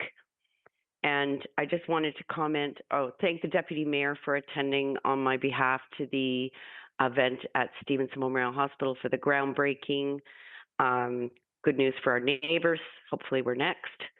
And also, Councillor Richardson talked about the Rotary Club's donation to Teen Nights. Well, we're thrilled also to announce that the Lions Club has matched that donation. So we will be having over $8,000 donated to our Teen Nights from those 2 wonderful organizations. Thank you, Deputy. Thank you, Mayor Dolan. The only thing that appears to be overlooked was March 14th, St. Patrick's Day dance at the Lions Hall at 7 p.m. And last but not least, to all the parents, March break is coming up. So if you have a little bundle of energy that's going to be bouncing off your walls, or a teenager that's going to call you brah every time you try to connect with them or talk to them, good luck. I know I'll need it. And other than that, let's keep them all safe while the week they're home. Let's keep them happy. Let's keep everybody healthy, and when they go back to school, in the right mindset. So thank you for that. And I'm going to ask the confirming bylaw and adjournment, moved by Councillor Drudge, seconded by Councillor Richardson. All those in favor that this meeting on tonight ends at 9:59 p.m. All in favor? Carried. Thank you very much, everybody.